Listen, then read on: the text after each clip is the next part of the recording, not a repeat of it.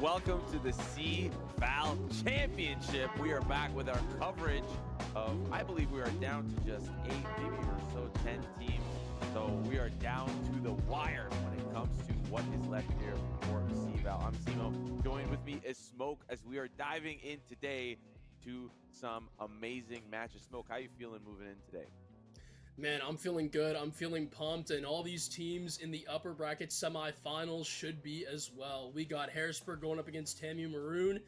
Man, it does not get any better than this. Both teams recently having matches as well in CECC, and not the desirable results for either of them. So they both kind of are looking, playing with a little more of a chip on their shoulder, but you got to be able to mentally reset. You got to be able to refocus.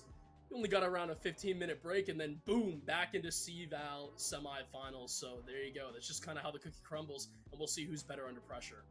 Yeah, before we dive into our marquee matchup for today, let's have a look at what, and remind our fans at home what teams are playing for. Obviously, it wouldn't be without a pretty penny to send them on their way home. If they come out victorious, there is a scholarship prizing for first all the way through 4th place. And, you know, for some, maybe it may not be a lot, but I think another component of the prize pool is also the legacy that teams leave behind, right, Smoke? Yes. Yeah, absolutely. You know, being CVAL champions of last year for Texas A&M, TAMU, you know, they definitely feel pretty good. And I thought it was very ironic. We were talking about this earlier, just their seeding coming into this, but we'll get more into that later. I think that for legacy, yes, this goes a long way. It's most often known as one of the biggest tournaments for collegiate that you want to be the ones victorious in. So either way, both teams have a pretty damn good shot of it, seeing that they are both in this semifinal so far, Simo. Yeah, let's have a look at the format just to remind the viewers at home again what we're working with here. Of course, we've had a double elimination bracket, which I think is relatively has been relatively uncommon in the CVAL and CLOL space. So a really welcome change, I think, for those that like a second chance at life.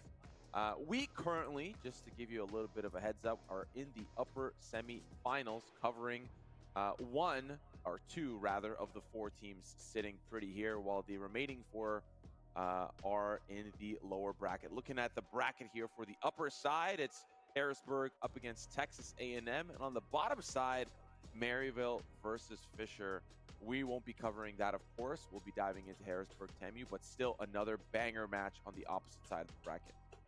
Yeah, and I mean, both teams coming into this matchup with a lot of momentum when we talk about the CVAL side of things. You look at TAMU's run, it's been nothing short of incredible. Taking down Northwood in 2-0 fashion, uppers round 1, and then moving on to beating West Virginia in quarters. It doesn't really get much harder than that. And I mean, if you look at Harrisburg as well, just, you know, your eyes do not deceive you. They took down Winthrop in the quarters, and we know Winthrop's kind of a team that can really have their high highs and their low lows, but at the same time, you really got to just give both these teams credit, Harrisburg and TAMU. They've been on an absolute roll through CVAL, and waiting for them in the upper finals, or more likely for both sides here, winner facing one of Maryville or Fisher. Yeah, I mean, they've both had pretty impressive runs. Harrisburg taking down seed number 1 and seed number 9 in the MBU Spartans. And on the opposite side, West Virginia and Northwood taken down as 5th and 4th seed, respectively. Let's have a look at our lower bracket, just what you were alluding to. Winthrop going to be taking down UST Esports, following their CECC matchup against Harrisburg. TAMU, my apologies. And then on the lower end, Northwood and Cumberland. Cumberland also playing today in CECC. So a busy weekend for Valorant teams competing in both CVAL and CECC. Yeah, and I think that's one of the biggest things that people often forget with the double elimination bracket is, yeah, you know what? You're sitting pretty right now in your semifinals. And you know what? Harrisburg and TAMU, you guys have done great so far. But in doing so, you've just dropped monsters down into the lower bracket. So if anything, the pressure just grows even more, Simo, in my opinion. You know, you lose this, you could be facing off against Northwood potentially. You lose this, you might be facing off against Winthrop potentially, right? Like, either way, there's no easy matchups from here on out. Every single one matters. And yes, having that double life is crucial, but how many times have we seen teams in double elimination tournaments, right? They lose once and that momentum just keeps spiraling downwards. They can't get recomposed and they just end up going 0-2 and out of the tournament just like that after starting so strong. Yeah, I mean, one thing that's so fascinating to me, in kind of referencing back to some of the teams that are still in the bracket, we have a huge representation from the South. Cumberland, UST, and both TAMU still in the running, trying to make it out. And I don't know what it is about the South, but they just breed better Valorant players, I guess, to some extent. They are doing God's work here. So, yeah, really, really fascinating stuff as we are moving into our marquee matchup, I guess, right? We've got TAMU versus Harrisburg. This is going to be a banger. Yeah, I mean, looking at a little bit of the notes here, when we get into it, there have been some really interesting stories across both sides. We'll probably get into those just a little bit here as we go and see our matchup head to head. But some story I want to talk about real quick is just the differences in rosters and also what they've just kind of done to get here. You've compiled some great stuff since the start of March, and I'm not gonna lie, Simo, both teams, they've been looking pretty good as of recently, but Harrisburg a little bit stronger in my opinion, as they just seem a little more consistent going through. Yeah, I mean, if you are comparing Harrisburg from their previous 2024 performance, they were out in 17th to 32nd, so they were really not even in the top 16 of the playoff bracket, and they lost to CSUF Orange previously last year. So already a much deeper run, and replacing in their roster Rano, replaced by Ian, who is both coach and player, probably looking to alleviate that role in the 2026 season, moving over to likely wanting to find a player to replace him and take on his full coaching responsibilities. With that being said, this team has really come into form, really updating their 2024 performance from 4th seed to 2nd seed. Of course, that's second to St. Clair, who is already out of the CVAL conference. And, you know, for Harrisburg, the biggest standout thing is obviously that they had to beat Winthrop to get here, which is the #1 seed. And they've been making their way through the CECC event as well with pretty good performances so far. A standout performer for me is Hijinks, who's playing the controller role. And, you know, I think despite the fact that you can always highlight duelists and how well they perform, Hijinks is having an amazing statistical performances despite being on an Omen. He's second or third in leaderboards, but he's also got great participation and great survivability. Yeah, I think Omen is a really interesting agent that a lot of controllers, you'll see them start to pop off because it's just that ability to lurk, to just have that flank. It's quick picks, it's easy picks if left undetected, but let's take a look real quick at this TAMU lineup as we see it pop up right here. It should be KHS, Joba, Noble, Oski Frosty, and Bing. And this team is very interesting as we just saw recently. The difference from last year is that obviously KHS has replaced Naber. They were knocked out from CECC relatively quickly, and but I think Joba as well is someone to look out for. He's a really good Sentinel player in the Tier 2/Tier 3 space. KHS with some Tier 2 experience previously on Resonate as well, and again, Oski Frosty, you were talking about how, you know what, sometimes we don't like to look at the duelist, but he's been popping off, especially emphasizes on the Yoru, in my opinion. Yeah, that's something that will, once we get to the map selection, we'll see what ends up being kind of the talking points for, you know, where things are going to line up. It does look like we are just trying to get our players all situated. They are playing from Texas at the CECC event, so we are just trying to navigate the space of getting them into lobby and figuring out how they are exactly going to play. But don't worry, match is going to be ready for you guys shortly. We're going to throw it a quick little break, and when we come back, we will kick things off with the map selection. We'll see you soon.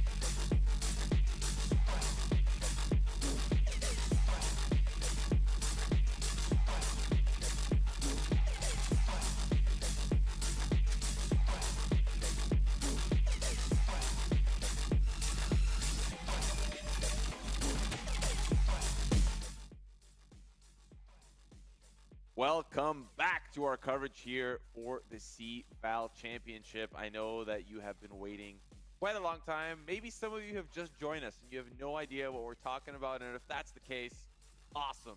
I'm Simo. Joined with me is Smoke. We are running it back as we are finally ready with players in seats, players in lobby. Smoke, how are we feeling going into Harrisburg versus TAMU? You know, we're feeling pretty good. We've had a long break to kind of just sit back and digest all of the facts going into it. But before we talk about some of that, let's get into a quick look at our lineups one more time. Would you say that, Simo? We need a little bit of a refresher for who's on each side as we look at Harrisburg's roster of Wadas, Huso, Ian, Jeffy, and Hijinks. These guys have been going crazy so far in our CVAL uppers. We talked about earlier, 2-0 so far, as you have to be in this double elimination tournament. And as looking through the bracket one more time, as I can kind of jolt my, memory, as we see that they 2-0'd Winthrop to get here, and in first round also going 2-0 against MBU Spartans. So they definitely are off a little bit of a hot start, and also they've just recently gotten into lobby. They're ready to go, as I'm hearing as well, and they got a little bit of a chip on their shoulder because they just lost coming out of CECC. So now you got to really put your money where your mouth is, and you got to prove that you can get back on track. Let's have a quick look at TAMU just to, do our due diligence. It would be unfair if we showed one team but not the other, despite the players being in lobby. Of course, difference from last year's championship roster is KHS coming in place here for Naber. They have not had a lot of success with CECC, but it seems like we've got a little bit of a hot and cold team coming out of the South Conference.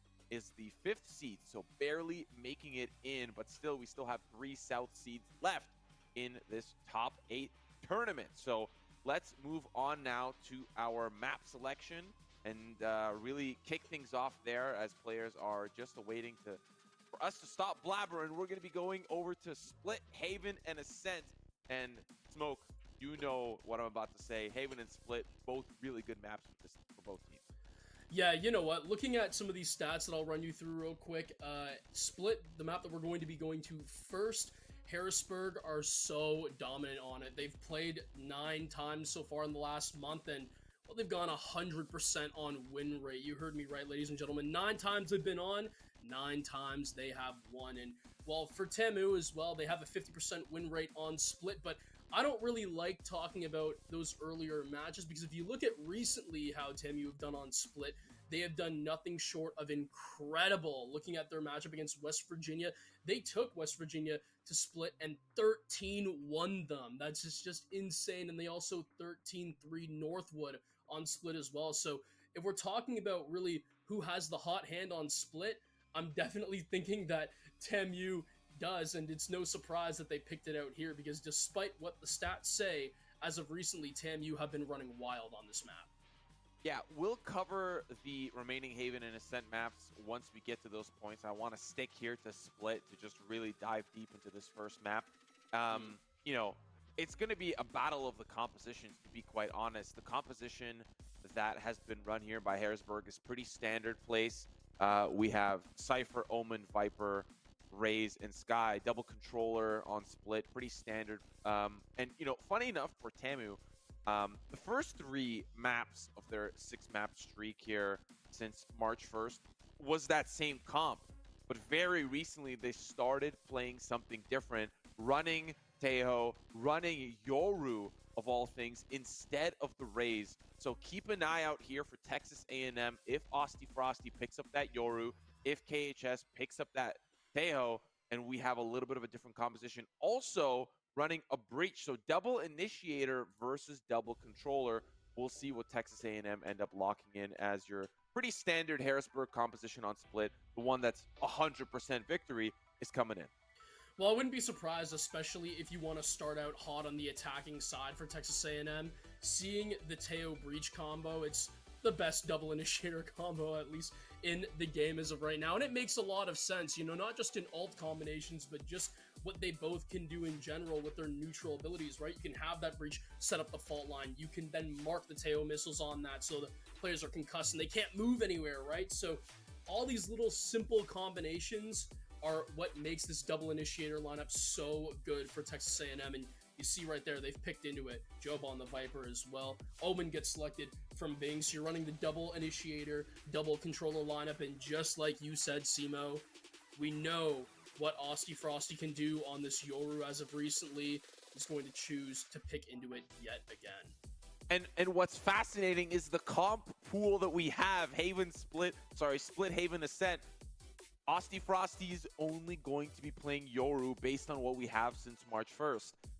That's crazy. We're going to see nonstop Yoru action. And really, for those of you, obviously, that have been playing the game for a long period of time, incredible high skill ceiling, incredibly low skill floor, meaning the margin for error is really high. So I think for Austie Frosty, this is going to be an important match, an important series, really, to continue to bring up that good word as he's a pastor of Yoru here, really putting Yoru into perspective for some of these teams. So talking a little bit about what we have in the first half, Texas A&M on the attack. In doing some of my research in their previous matchup against, I believe it was Northwood, where they went to split. If not, it might have been West Virginia. Heavy on the B attack. We're going to be looking at a lot of execs towards B. Heavy, straight out of short, trying to get pop-out explosions, using the double initiator comp to really solidify a solid take onto the B site. It's really the big focal point when you have this double initiator composition. You can really clear out the site completely, all lines, AO missiles, and all of that. And lo and behold, what do we have? It's early set up on the missile. Yeah, I mean, it's not surprising at all. Even just in the base abilities, there's so much right now that this lineup can do to clear out that B area, especially dealing with Heaven. But here we go. Immediately, Taylor Drone just gaining some quick intels. We see the Yoru just checking out a nice little teleport. Yoru receiving some changes, but we're not even going to be able to talk about them. The execute's already happening. Joba with the first takes down the sky. It's immediately going to be Aussie Frosty on the board again. And wow, it just seems like Harrisburg, they are falling by the wayside. Yeah, good smoke up towards Heaven, and then of course smoking off the connection from the back of sight. And again, plopping another one down, really a fast exec. Great use of the guided salvos around the tower, or whatever the pillar is in the center of the B site, to really allow the space to funnel people into the back of sight and forces them into swinging wide as they push out from garage. So really intelligent play. We'll see consistently how they continue to condition Harrisburg University on this B exec. We see probably they might be selling some fakes towards A. That might be what we see now, or if they don't find success from garage, maybe they rotate back towards A. So keep your eyes consistently on this B exec and where they end up going. We'll see if Harrisburg catches on to it, as they are on the anti-eco. Well, it just seems like right now, if I were to guess, yeah, you're going to see a lot of this mid clearance coming through right now. The Omen smoke drops there, and we'll just see if Tamu, how they want to basically aggress onto this. Look at how far up it's Austie Frosty already on ramps, just trying to clear out and just gaining the intel. And here's that tail drone. It's going to be able to just find the positions immediately of Harrisburg. And now they're kind of stuck in a little bit of a stalemate here. The salvos, they're not able to pick up anything, but it is going to be Austie Frosty first on the board. That ray is gone. Yeah, a little bit fortunate. Makes sense on the catch. Great positioning there from IN, but he's going to get mowed down by the Spectre. Now the pop flash into sight. Austie Frosty leading the way. Sheriff is going to say, I'm the only one in town.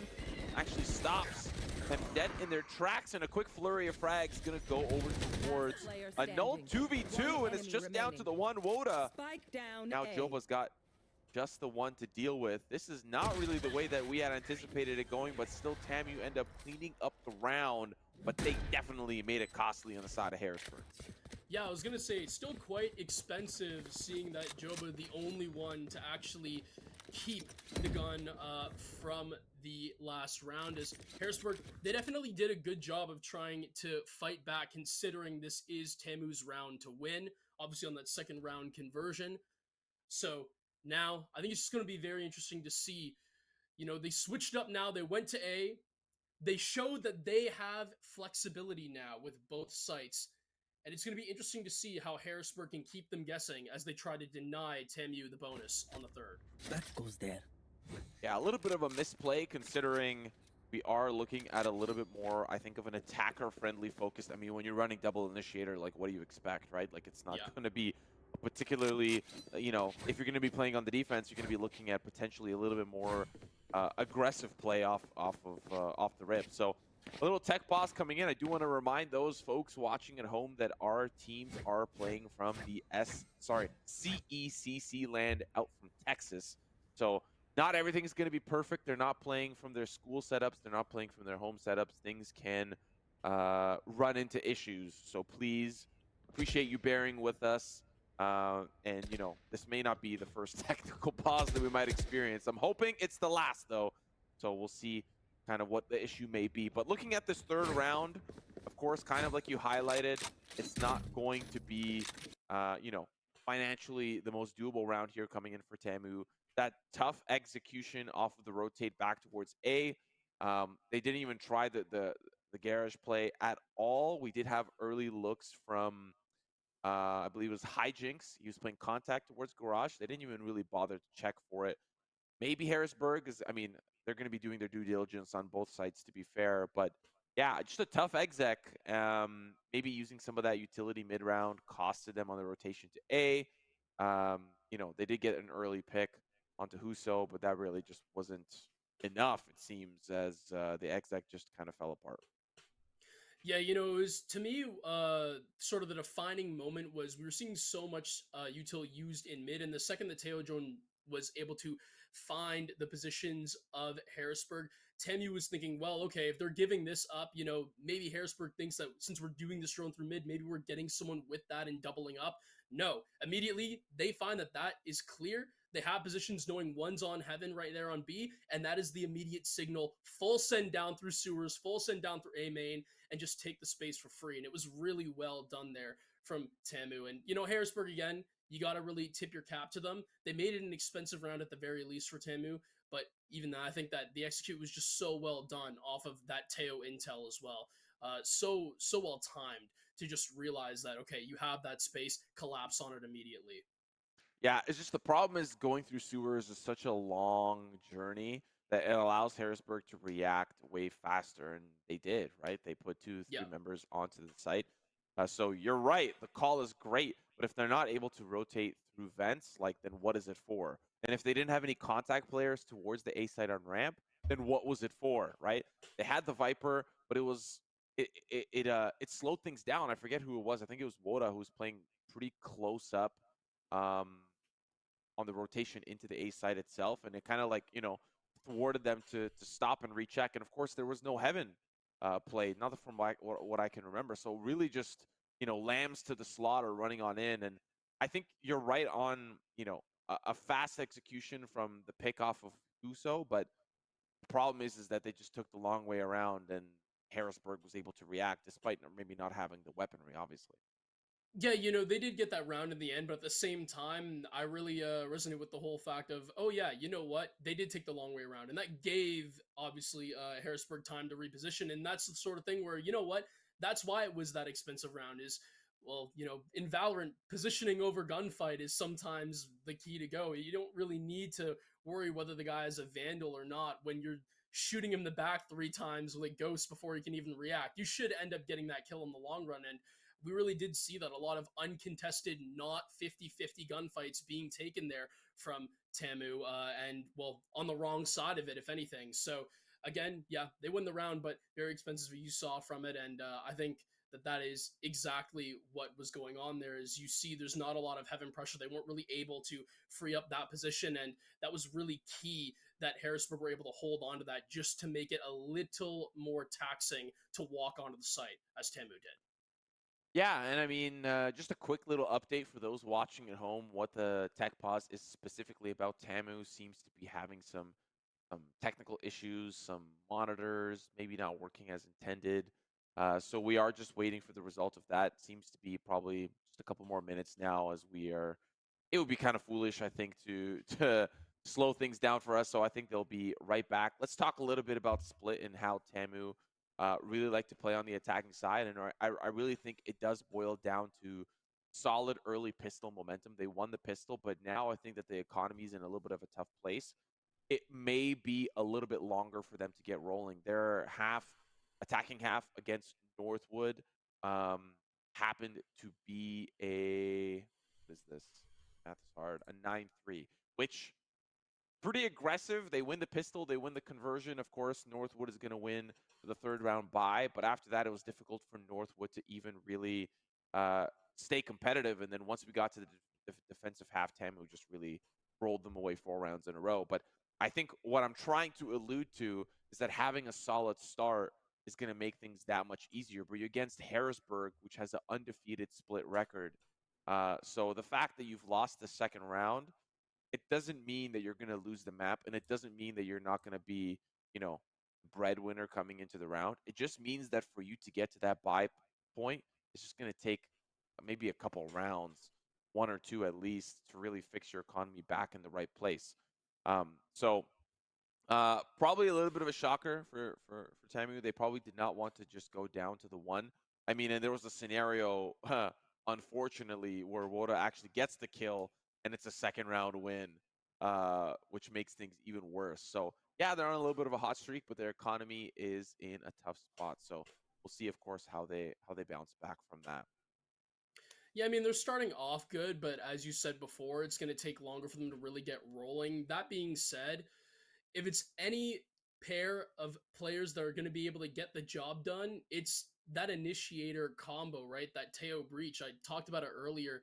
Yeah, it might take them some time to get rolling economy wise, but when it comes to actually executing onto the site, they still have lots of base utility that they can use to just clear out positions, especially when we take a look at this B site as well. Clearing out B back and those boxes just left of garage, that's an easy area where you can just fault line and then chuck your salvos on there as well. You can use the Omen smoke to take out that heaven control, and the Viper Wall can just split the whole site in half, right? So again, they have lots of good base utility that they can use and work around different areas of that B site. I think if anything, we're going to see them kind of grip to that area a lot harder now, considering the fact that they don't have the economy that they exactly want. I think if they're in a little more control, that's where we're going to start to see that flexibility, right? Those A takes. And it makes sense. After winning the first round, you have such an eco advantage, you might as well try to take a stab at A, right? Now that we're seeing them kind of backed up against a corner, it wouldn't sort of surprise me if we see maybe the Teo drone just clear out that intel on mid, give intel on mid, and then they immediately just start working that B site that they know so well, considering they don't have such an economy advantage. Yeah, let's take a brief moment. We've talked a lot about the kind of the highs and lows here of the Tamu roster and what we can expect from them on split. Let's talk about some potential, looks here for the side of Harrisburg, right? Like they're going to be defending into this kerfuffle of a roster. So what, are we going to be looking at expecting for, the Sky, the Rays, the Viper, the Omen, and the Cypher? Well, I think it really kind of comes down twofold, right? Like you're playing up against initiator composition that's going to be, you know, blitzing sites fast. So you really have two options. One, you play contact early. Who could you do that with? You could do that with Rays and Sky. Guiding light off the rip into an aggressive, fast blast back play from Rays. It's a gamble because if you do that from B garage and nobody's there, if you do that from A side ramp and nobody's there, you wasted your utility, obviously. And that's a risk that you have to be willing to take. So option A is playing aggressive contact off the rip, obviously followed up with Sky, or you play retake. You play heavy on mid info, and you pick a site and you stack it a little bit more. Maybe you leave the cipher to kind of like do cipher things on split, but really you're setting up the cipher to play for retake. Is that going to really help you out? Maybe, maybe not. But at least, if they're going to be using fault line and guided salvos to breach into the site, it's not going to impact like it did in that first round where you had 3 members with their heads cut off trying to run around the pillar that's on the site on B, and they're trying to get away from the fault line, trying to get away from the guided salvos. You're probably better off maybe playing for retake. I mean, that's just what I think. What do you think about Harrisburg's potential here? Yeah, you know what? I think that's absolutely correct, right? You got to utilize the fact that both sides are running that double controller. You have to play that to your advantage, and you kind of just got to control what you can. I feel like this is such an aggressive TAMU attack. They usually always just run quite explosive executes on splits. So it's kind of the sort of thing where, yeah, when you retake, you're almost trying to avoid just as much utility as possible early on, make them burn that, and then going after. And I think the Cypher is a great job of just does a great job of utilizing just the info on what's been burned that you can have. You can see it from the camera, right? If you just put that on that quick little pillar on B, if you really are concerned about that and just holding through mid, right? So again, I think little things like that, that's going to be what Harrisburg really lean on. But as of so far, I think I'm really interested, and we're going to get a lot more of what the tail of the tape is when we see this next third, this next fourth, fifth round, as TAMU try to rebuild their economy. We'll see what Harrisburg have for them in store on the defense. Yeah, I didn't want to do this, but we're gonna have to throw to a quick break. I'm so sorry, those watching at home. We're just trying to get these technical issues sorted. Again, reminder: they're at a LAN. They're not playing from home. They're playing in Texas right now. Things can happen. So we're gonna throw things to this time a way shorter break than the first time around, and hopefully we'll be back in match right after this.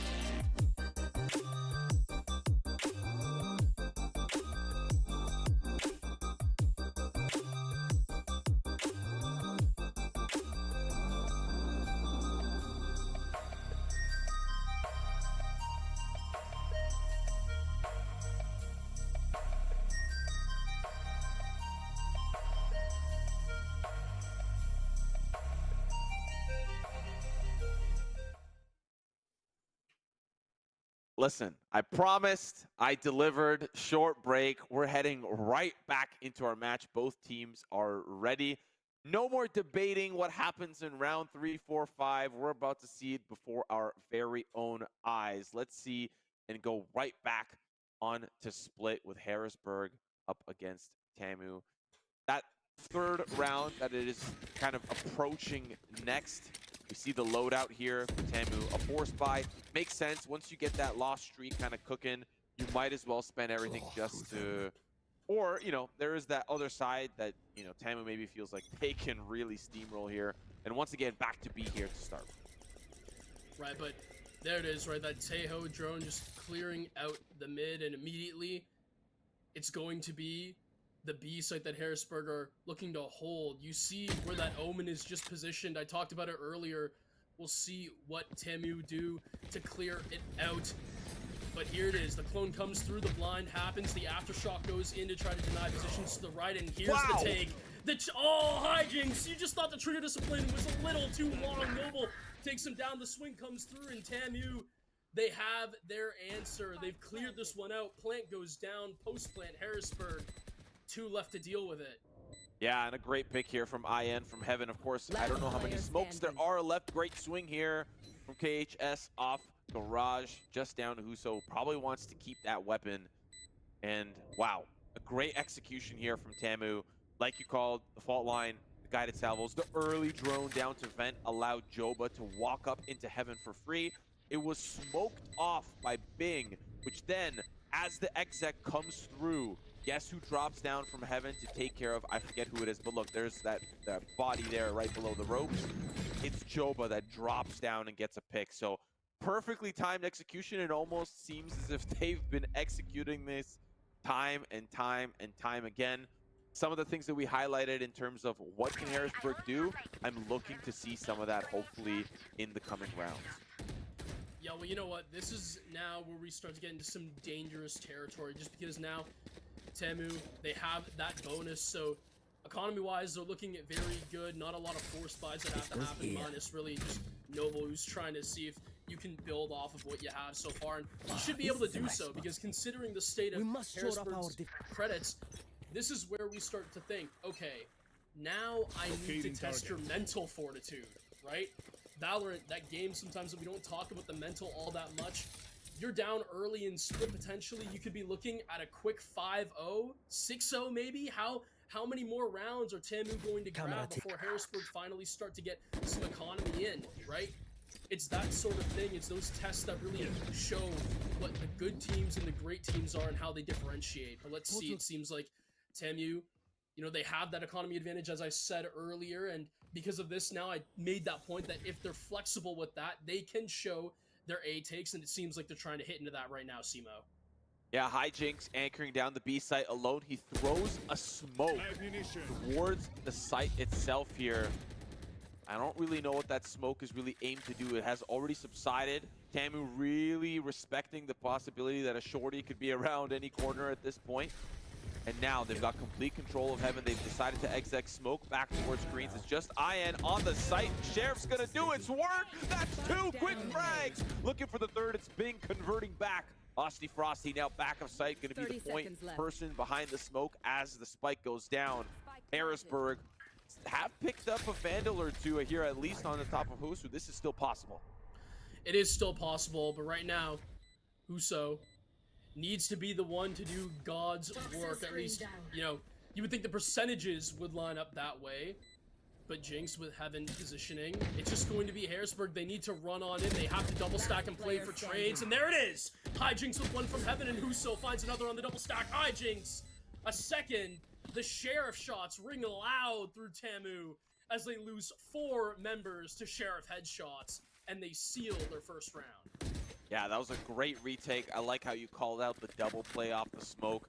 You know, that can really go one of two ways. You either both die or you're both victorious. And for Harrisburg, that's a big momentum shift. However, we do have to kind of take a look at replay here as IN just doing an amazing job of really being the anchor that they needed. And then, of course, this double swing out. The other player, Jeffy, wasn't even really concerned with back of sight and elbow. So still, nevertheless, great job there. Go ahead. Well, the whole point is you can just play off of contact, right? So if you have that Vandal, you're just trusting that your teammate with the better gun will get the job done. But here we go. Tail ult comes out. It clears out that position in mid, and now immediately, because of that, Tamu, look at how they just explode and take space. It's going to be Hijinks, though, who puts Joba down, and you're down one smoker early. They're immediately going to use the Teo intel to then clear out this Heaven position, and you can tell this is where they're going to explode onto B. This is what they want. But I'm not going to lie, I really like the way Harrisburg's set up for this. Yeah, it's already a little bit unfortunate considering they used the Tejo ult to try to clear mid. Yes, they get onto the site relatively for free. Harrisburg still has a lot that they can use. Not to mention, they have the Sky ult Seekers that they can use here if they want to try to retrieve this round, which does end up getting popped here. That's going to allow them the execution, but they're still waiting as they're waiting for Wora and Husu to come up through Heaven. So Tamu still in a great position. Paranoia comes through. IN has the camera of the century, but the swing, it's still great for Tamu. Hijinks wrapping around the pillar. Oh my god, 2 kills come easy. As now it's just down to Noble back sight. In Harrisburg, they tear Tamu apart. Yeah, again, immediately, the Cypher camera. I talked about it earlier, how useful that can be when placed high on B. Not only for just utilizing, obviously seeing the util that's burned when it comes to the executes, but also just player positions in general, right? I mean, you find 2 stack up on the pillar there, and it's an immediate dive on in through Heaven. They find the picks that matter. Harrisburg, they're rolling, and I'm not gonna lie, I was getting kind of worried seeing how much util that Tamu burned early in that round. They didn't really have a lot to combat the post plan. Yeah, and I think it was partially also the follow-up, right? Like, when you were expending a lot of that utility, like, you're expecting some sort of follow-up, and I think maybe what the plan was to split fast from vents to A, but unfortunately, Joba died, right? There was 3 members that walked up on the defense on the A side, but let's have a look at this new round. A one-way here by IN, but of course, Tamu doesn't really have the weapons this time around. He's going to spray down their initiator, KHS, and that might slow things down for the remainder of this round. It does, just jump peeking around the pillar. The teleport comes in from Oski Frosty, but IN is completely aware of it, knows the sound comes through. The flash from Sky as well, taking down Joba and Harrisburg. We are starting to see where that 100% win rate comes through. It wasn't the greatest start to the map, but you look at how quickly they're able to recover. And they definitely, barring a caster curse, have a 3rd round in the works here to make everything all tied up. I know the result hasn't happened just yet. There's still work that Tamu can do. But again, Harrisburg, at this point, you have such a man advantage. You can do exactly just that. Playoff contact. We'll see a lot of double stacks. And I don't even think the Breach is aware that they also have the Sky trying to find a little bit of a flank and sandwich him through mid. 30 seconds left.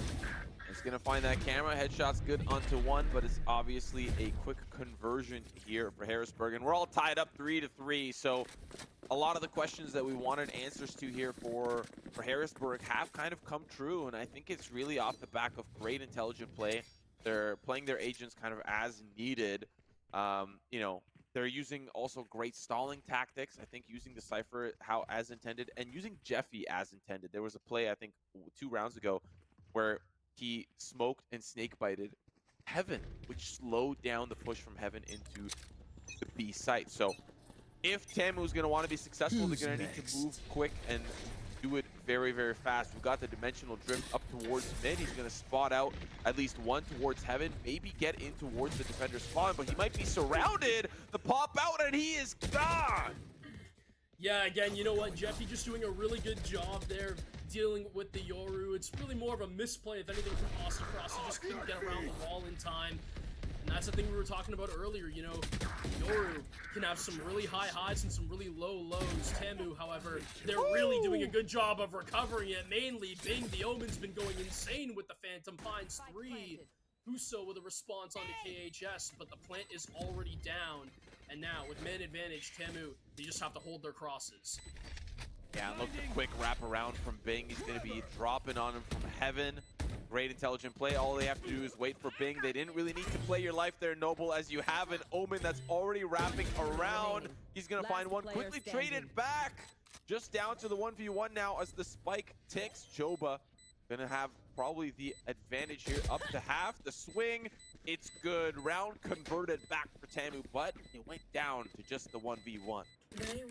Yeah, you know what, it was a good job from Harrisburg here. Again, dealing with Tamu's rushes on to B. We've seen that there are so many times they've gotten so close, and lots of times, well, it's the 3 that they've been able to actually convert those, right? So, again, I think they're doing a good job of responding. It's just unfortunate, but really, give it up to Bing, right?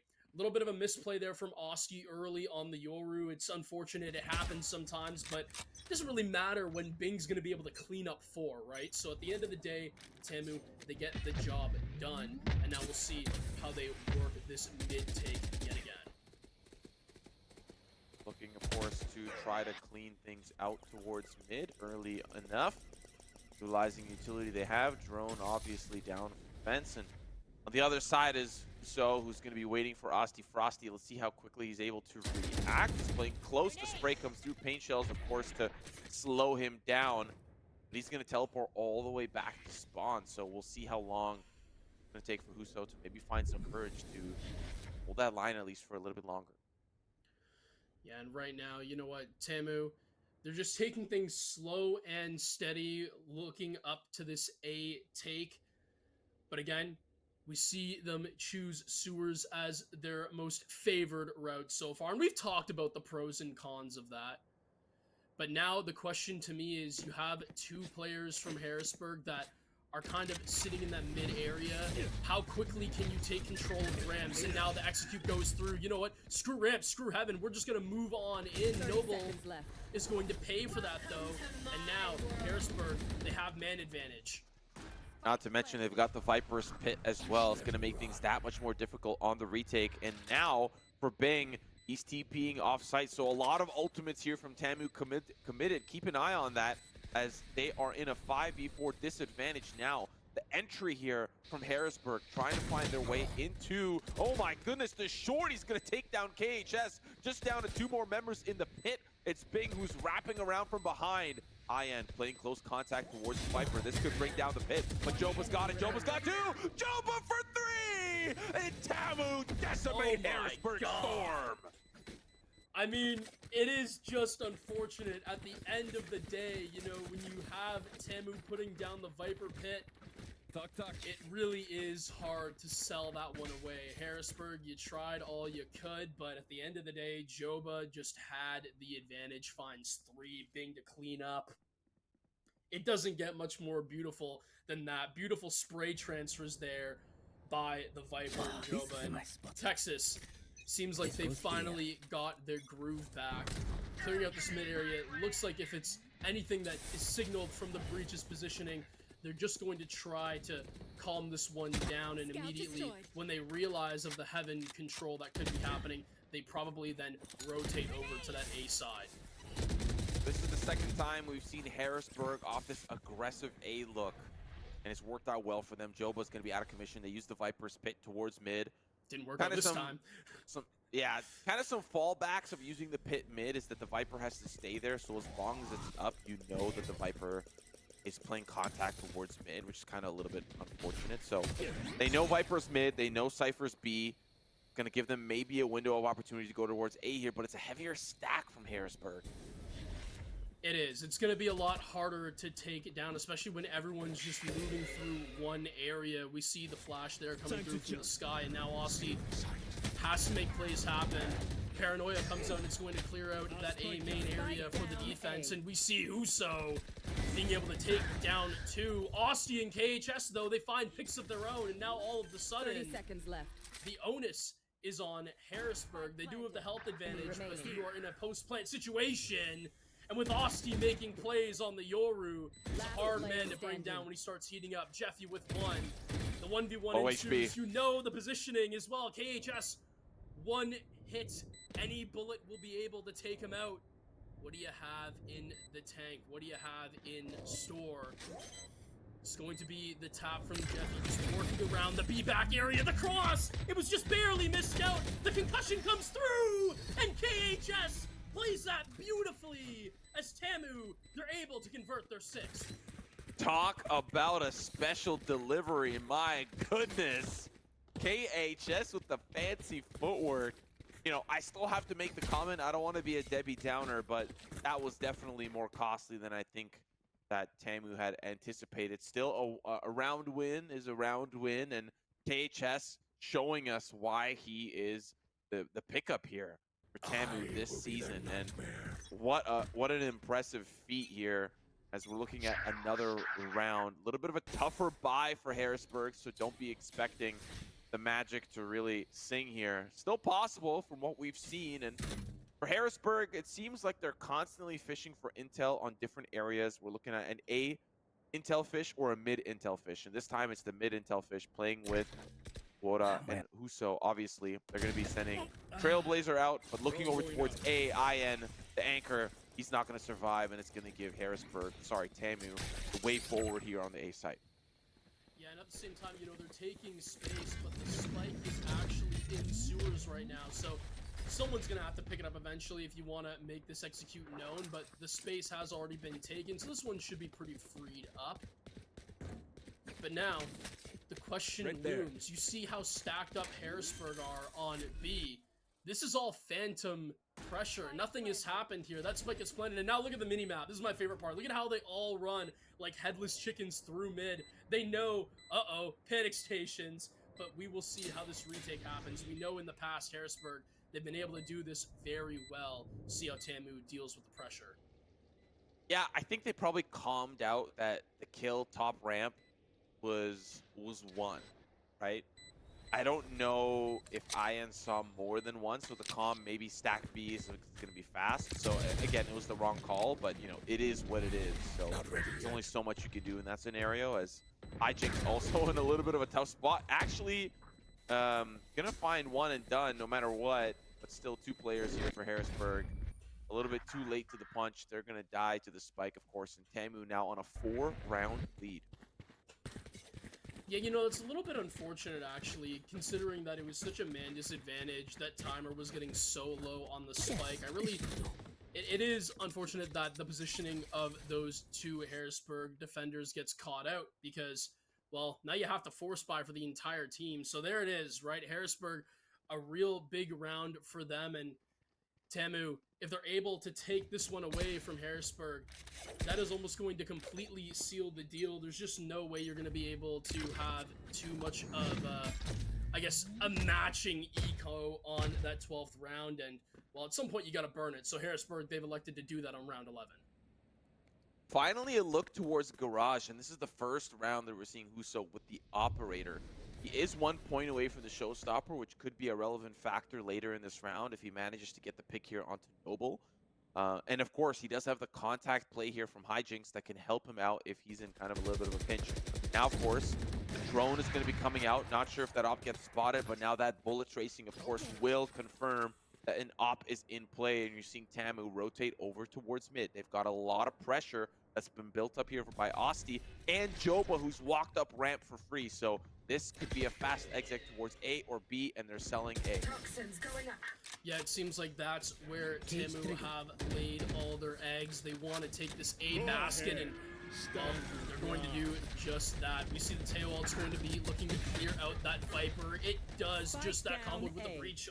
Aftershock is now Jeffy down for the count. Takes up Bing, though, and well, it's left Harrisburg with still a doable situation, but they have to get moving and they have to go quickly. Again, you see that the breach still has 1 blind left in pocket. Joba, I believe those players have just moved completely past him, so this is going to be very interesting to see if you retake this A-Ramp's position. KHS, though, has the first contact. Great trigger discipline, finds 2. And that should almost seal the deal completely. This Raze has about as much of a chance as Snowball's chance in hell of taking this one back. Just trying to run away, trying to save this op. I don't know if it's all that doable. No, the answer is no. Joba takes the head clean off of the Raze's shoulders. In the half. And Tamu, they secure their 8th. Yeah, tough round as Tamu. Honestly, their post plant is really ratty, right? I'm seeing constant rotations from players. I'm seeing Bing chilling, teleport off site, and then kind of re-enter the site from a different angle. So, you know, I think for Harrisburg, just taking the normal standard retake approach is a little bit sus. You know what I mean? It's going to be difficult, and you're seeing that here. I mean, of course, I have to make the call out, you know, for Hijinks walking down ramp and his barrel showed. Like, KHS gets 2 kills for free. Come on now. Like, there's just, you know, no way kind of coming back from that. But still, there's pretty extreme ratty behavior. You had Joba waiting in vents. Like, who waits in vents on a post-plant scenario as attack? Like, these are really uncommon positions, I think, for attackers to be in. And, you know, for Harrisburg, even if they get KHS there, Joba's just going to be playing from heaven, which is so ratty and such a powerful position. I mean, I say ratty kind of as an insult, but it's a powerful position to play from. So for Harrisburg, I think they just need, you know, they don't really have with this double controller composition a really good way of clearing sites out. Maybe they save the boombot for retakes so that they can like properly flush things out and kind of have like, you know, the 6th man in the lobby. They're using the camera, but sometimes it's gone, and they have to wait for it to restart. So there's a couple of variables that make that a little bit more difficult. But a new round, Oski Frosty drifting with the drift in towards the site, playing off the map, and he's going to not come up with anything, but the Showstopper is going to stop Tamu dead in its tracks with 2. It does, and now the onus on Tamu to see what you can make of this push, but it's definitely fallen flat on its face as of so far. Whole team rotating up towards that ramps position. They're just trying to see if they can clear some vertical, and this is where I think we're going to see the round slow down just a little bit before an initial swing comes through from KHS. So gets taken down, but Austy Frosty now, they have that verticality, they have that position from the Yoru, and now it's freeing up these sight lines that these other two down below can utilize. The smoke is going to be dumped out, and now I want to see what Tamu do, and it looks like they're going to try to rotate over to B. Little do they know, there's still a lot of Cypher util over there in the camera, so this definitely won't go unnoticed. Harrisburg will know what's coming to them, and they only have 30 seconds to do it on the side of Tamu, so how quickly they'll be able to execute onto this B take. The missiles go through, they're going to try to burn those positions of just outside Garage and Heaven, but they miss! Ian completely on B back. The concuss, it's not able to do a damn thing! Ian, waiting with open arms, claims 3. Switching sides. It's just a little bit unfortunate. The A hit off the dimensional drift was intended to be a little bit faster than I think they initially anticipated, but, you know, I have to say they kind of just chickened out a little bit. You know what I mean? They probably felt the pressure. They threw a lot of utility towards the A side, and of course, Harrisburg were kind of laying in wait. So, you know, of course, these things do happen, and for some of these players, maybe they could use some exit lag. You know what I mean? Exit lag can help them out in making some of these decisions. Works with over 2,000 games, so the compatibility is kind of awesome. So maybe they'll consider that after this game. As we are now in another half, pistols underway. Tamu moving quick from the A side.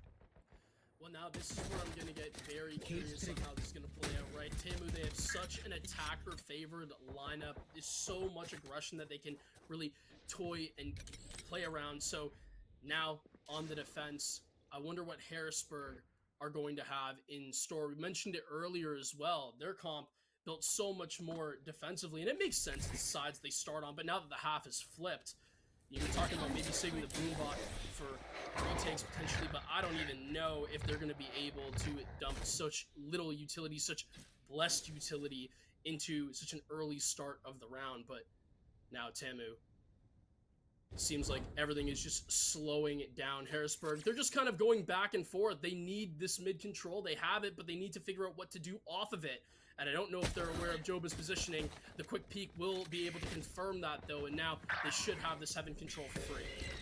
Yeah, quick trade from Garage. Jeffy pops into sight. There goes Water. It's actually not Water flying through, it's Huso. But coming up from behind is Austy Frosty. He's shot from below, and for Harrisburg, this has been a pretty successful round. Great positioning all around, and now it's just down to two. KHS and Noble, who are in a little bit of a tougher spot. The drone comes out, and this is honestly probably one of the best utils that they've got right now in the whole lobby. So doesn't really come up with a lot of information as to really where are the remaining 4 members. Now they're trying to slowly rotate in, dividing and conquer. The wall here is the toxic screen, keeping them at bay. Now that it's about to drop, it's a quick 1-2 punch for Harrisburg as they redeem another round.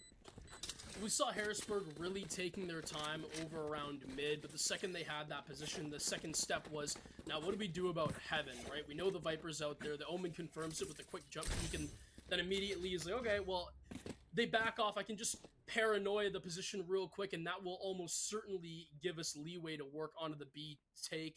It's exactly what they did, and honestly, I think it couldn't have been done any better. Considering just how much time was burned, they had to make a move, and they made it well. Yeah, also, I'm going to be paying attention to the continuous pressure towards mid, and you're seeing that again this round. Last round, Huso and Hijinks jumped into vents, but then silently walked away to try to give a tell. But, you know, Tamu actually didn't react. The only person that would have heard that is KHS, who's playing top ramp, and he didn't even move a muscle. Like, he didn't care at all. He was like a dog that was just unbothered when 5 new people just entered the house. You know, like, he's just like, I just want my chow. And who's going to get their chow right now? It's KHS. Speaking of the devil, shotgun to the dome. Hijinks going to feel that one in the morning. A great start here for Tamu. And again, now Harrisburg, they're kind of left with questions that need to be answered. However, they found a lot of space on A. They have given up that ramps in heaven position, but at the same time, it looks like this Cypher has just been walking through. These jumps have certainly been heard. You're making way too much noise there, Noble, for Ian not to take a bite. And he's able to secure a quick clearance of that A main positioning now, as Harrisburg can march on in. Picks from Huso onto Oski Frosty, and now Plant very imminent. Huso with another. They just can't clear this man out with the Bulldog. The Bulldog doing so much work for Harrisburg as Ian finds another. And this is almost one of those situations where if you're the Omen, do you even really attempt going for this, or do you just save in this certain case and just save as much as you can? Well, actually, you've not really much to save now that I think about it. You only have a classic, so you might as well just see if you can get a quick kill, find a gun, and then get out of dodge. But this should be a very easy confirm for Harrisburg. They're looking to take their 6th. Yeah, I mean, at the bare minimum, are they going to give him a gun? No. At the bare minimum, trying to make it expensive is kind of the name of the game. He's going to just end up dying for exits now at this point, and he's going to end up dying anyways. But even getting one pick, maybe as they're trying to escape or something like that, can kind of just make things that much more expensive, because now in the full round bye, Harrisburg would have had to, like, you know, spend some credits. You see Hijinks here, not really sure where he's going to be rocking the pistol. So nevertheless, a great start to this second half here for Harrisburg, as Tamu have just come online, and now with their full buy are looking to make things more competitive. We're looking at a triple stack here towards A, and of course the potential here for Osti Frosty to fast TP to the B site, backup site. So keep an eye on him, as again Harrisburg working their way up the middle seems to be a standard default. Where do they go from here? Well, I don't know where Woda's really going to go from here. On one shot with a ghost as well, so probably not going to be the one taking engagements from here on out. Not much of an initiator. You can't really initiate much when you're on 1 health. But now we will see what Harrisburg look to do. So just sitting in this mid positioning so far, they need to clear out this Yoru. Osti Frosty just sitting back is just a thorn in Harrisburg's side. It's going to be the Skydog to look to clear the positioning. That's the confirmation. The teleport goes down. Almost have to think that Osti Frosty looking to just TP into that heaven position or just get out of dodge through those zip lines. But now, mid being worked up, and here we go. Heaven for free. Harrisburg, patience pays off, and they're able to now have this positioning. Pretty unfortunate timing from Osti Frosty, who clears his way back up to ramp. Now he's going to have to make his way back towards the B side, as of course the hit comes through. Joba's going to be fast with a 1-2 punch onto Woda. He's going to maybe find the conversion. No, he's going to be swatted out like a fly. Noble, though, making it expensive as he finds one on the way out. Bing chillin' backside the anchor that they needed. Jump, quick pick. Ian, last member standing, trying to get that spike planted at least, but it is execution by Tamu, winning the round. Yeah, again, you know what? They just jumped on that site from the get-go. Tamu did a really good job of just utilizing Harrisburg's aggression and, well, using it against them. Because Harrisburg, I think they got just a little too excited the second they got that heaven positioning for free. We saw it work in. People were just willing to peek on through, and they weren't aware of Joba's elevated positioning, just waiting with open arms. Finds the first pick, and then immediately it's just a spiral downwards from there. Harrisburg doing a pretty good job, at least so far, but that last round, Tamu, they did a splendid job of just holding, retaking position. Yeah, so we're seeing the adaptations here from Tamu, trying to play contact towards mid. Harrisburg constantly, they're really patient in the way that they work up. They're methodical, they wait out util, they constantly smoke offense, give a little bit more ability for players to move up. Snake Bite gonna slow things down a little bit, but of course Harrisburg are happy to wait this out. But look, Tamu on the opposite side towards A, playing towards that contact player, trying to find the ratty behavior exhibited by IN, but he is not going to be playing for. Hijinks on the fast rotate up from fence. They finally make their way in and decimate the back line. Just down to Noble. Will he make it costly for them? At least yes, for now, as he's got the flashpoint, but a fast hit here from Huso. He's going to get 1-2 punched by Ian, and now Tamu with one player left, going to be impossible. Right, I mean, even then, the Viper is just completely trapped whichever way she chooses to go down this route. You can see you drop here, you immediately get found out. You have to be able to subside and just choose what gunfight you want to take.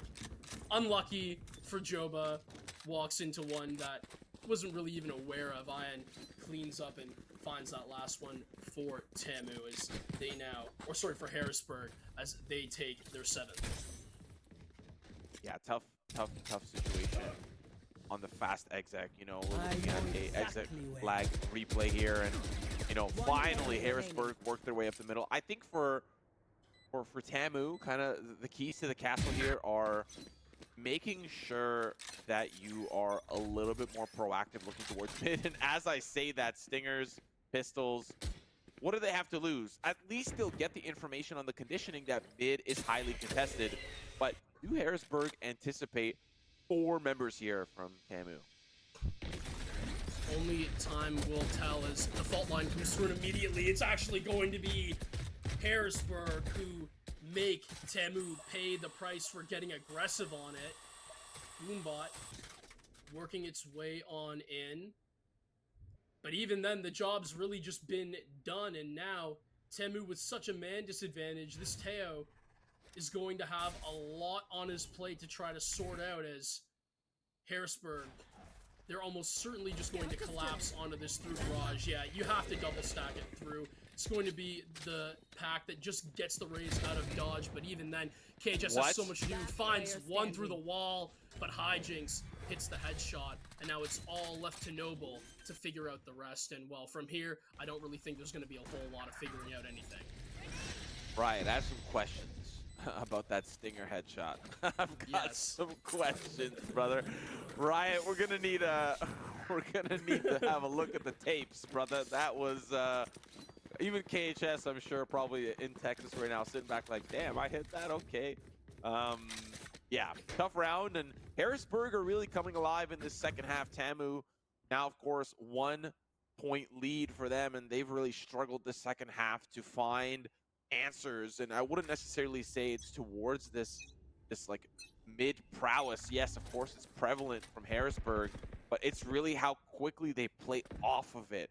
They're anchoring IN every round towards A. Tamu, who have kind of checked there once or twice, should have some understanding that they're playing their anchor towards that side, but heavy aggression towards mid, and of course kind of maybe looking towards garage. Mid for sure. Haven't really found any answers for it. Yeah, they haven't. You know what? There is still a lot of game to be played, but you need to start coming up with solutions quick. And well, so far, Tamu, they haven't been able to figure out a damn thing. KHS, they're able to find one, and now it's going to be the showstopper that comes through. The tail ult gets dropped as well. Ults galore. So the Omen gets burned as well. But now, looking at how much ground these ultimates have given towards Harrisburg, they have this site pretty much for free. The Sky can just do a quick little bit of healing, and now gets that plant down. Tamu, your retake is going to have to come through with swift success. And they have the nastiest one-way for the back of site. Like, that is filthy. That is going to make things so much more difficult for the players that are coming through there, and that's KHS and Bing. We'll keep that one-way. There it is, coming in. Now, you can't really go in through that. At least the Omen can TP over it, and he's going to find a pick as he makes it behind the pillar. Now, just down to 3 members here for Harrisburg. Tamu dividing and conquering. KHS Noble down to Water, who finds 2 on the way out. But finally, Tamu shows signs of life in this second half and pick up round number 10. Well, you know what? If I was playing in this scenario and I was trying to retake there, I would be almost near to tears, especially when seeing that one way. I'd just be looking at that and be like, oh, you gotta be kidding me right now. There's no way. But Tamu, they look at all of these players from Harrisburg and they're like, yeah, well, you know what? We're better. We view this as fish in a barrel. And, well, how do you deal with fish in a barrel? You just go from every way you could imagine and you find all these different little crosses especially really good job there from the Omen. That's the real one who I think started it off great, is teleported through that one way and had the verticality, and Harrisburg, they weren't aware of it. Yeah, super unfortunate. This time around, we're seeing, again, presence towards mid. Tamu's answer this round is Joba sitting with the judge, exhibiting a little bit more ratty behavior, and we'll see kind of where this leads to. Again, Harrisburg sending the Trailblazer up towards Heaven, clearing it out, smoking off vents, making it a little bit more difficult for Tamu to play off this. And again, Tamu just playing very reactive. No contact play. You're seeing the A defense way pulled back off the ramp. The B defense playing closer towards the entry from Garage. And of course, Aussie Frosty playing the jump peak. But this B exec is probably going to be, I don't know, it's not going to be that quick, but maybe they're all going to go through Heaven. Yeah, you know what? That could be the case there, as it's going to be the Viper that's just cleared out the trip wire as well, just to keep them at bay. But now these guided salvos come out, but I don't think KHS was ready to take on an engagement that quickly. And now, Tamu, see how they deal with the collapse. Paranoia comes through, it's going to blind Bing, and as the teleport comes through, Aussie Frosty is able to just give Bing some support. Tamu, they found two, but they're still kind of trapped a little bit. But Noble, every time you think a Tamu player is in a bad position, they always have one of their boys to watch their back. Noble comes through, saves the Omen, and picks up the last one to boot as well. Tamu move on to their 11th. Yeah, it makes sense why they were playing a little bit more passive towards the A side so they can fast rotate over towards B.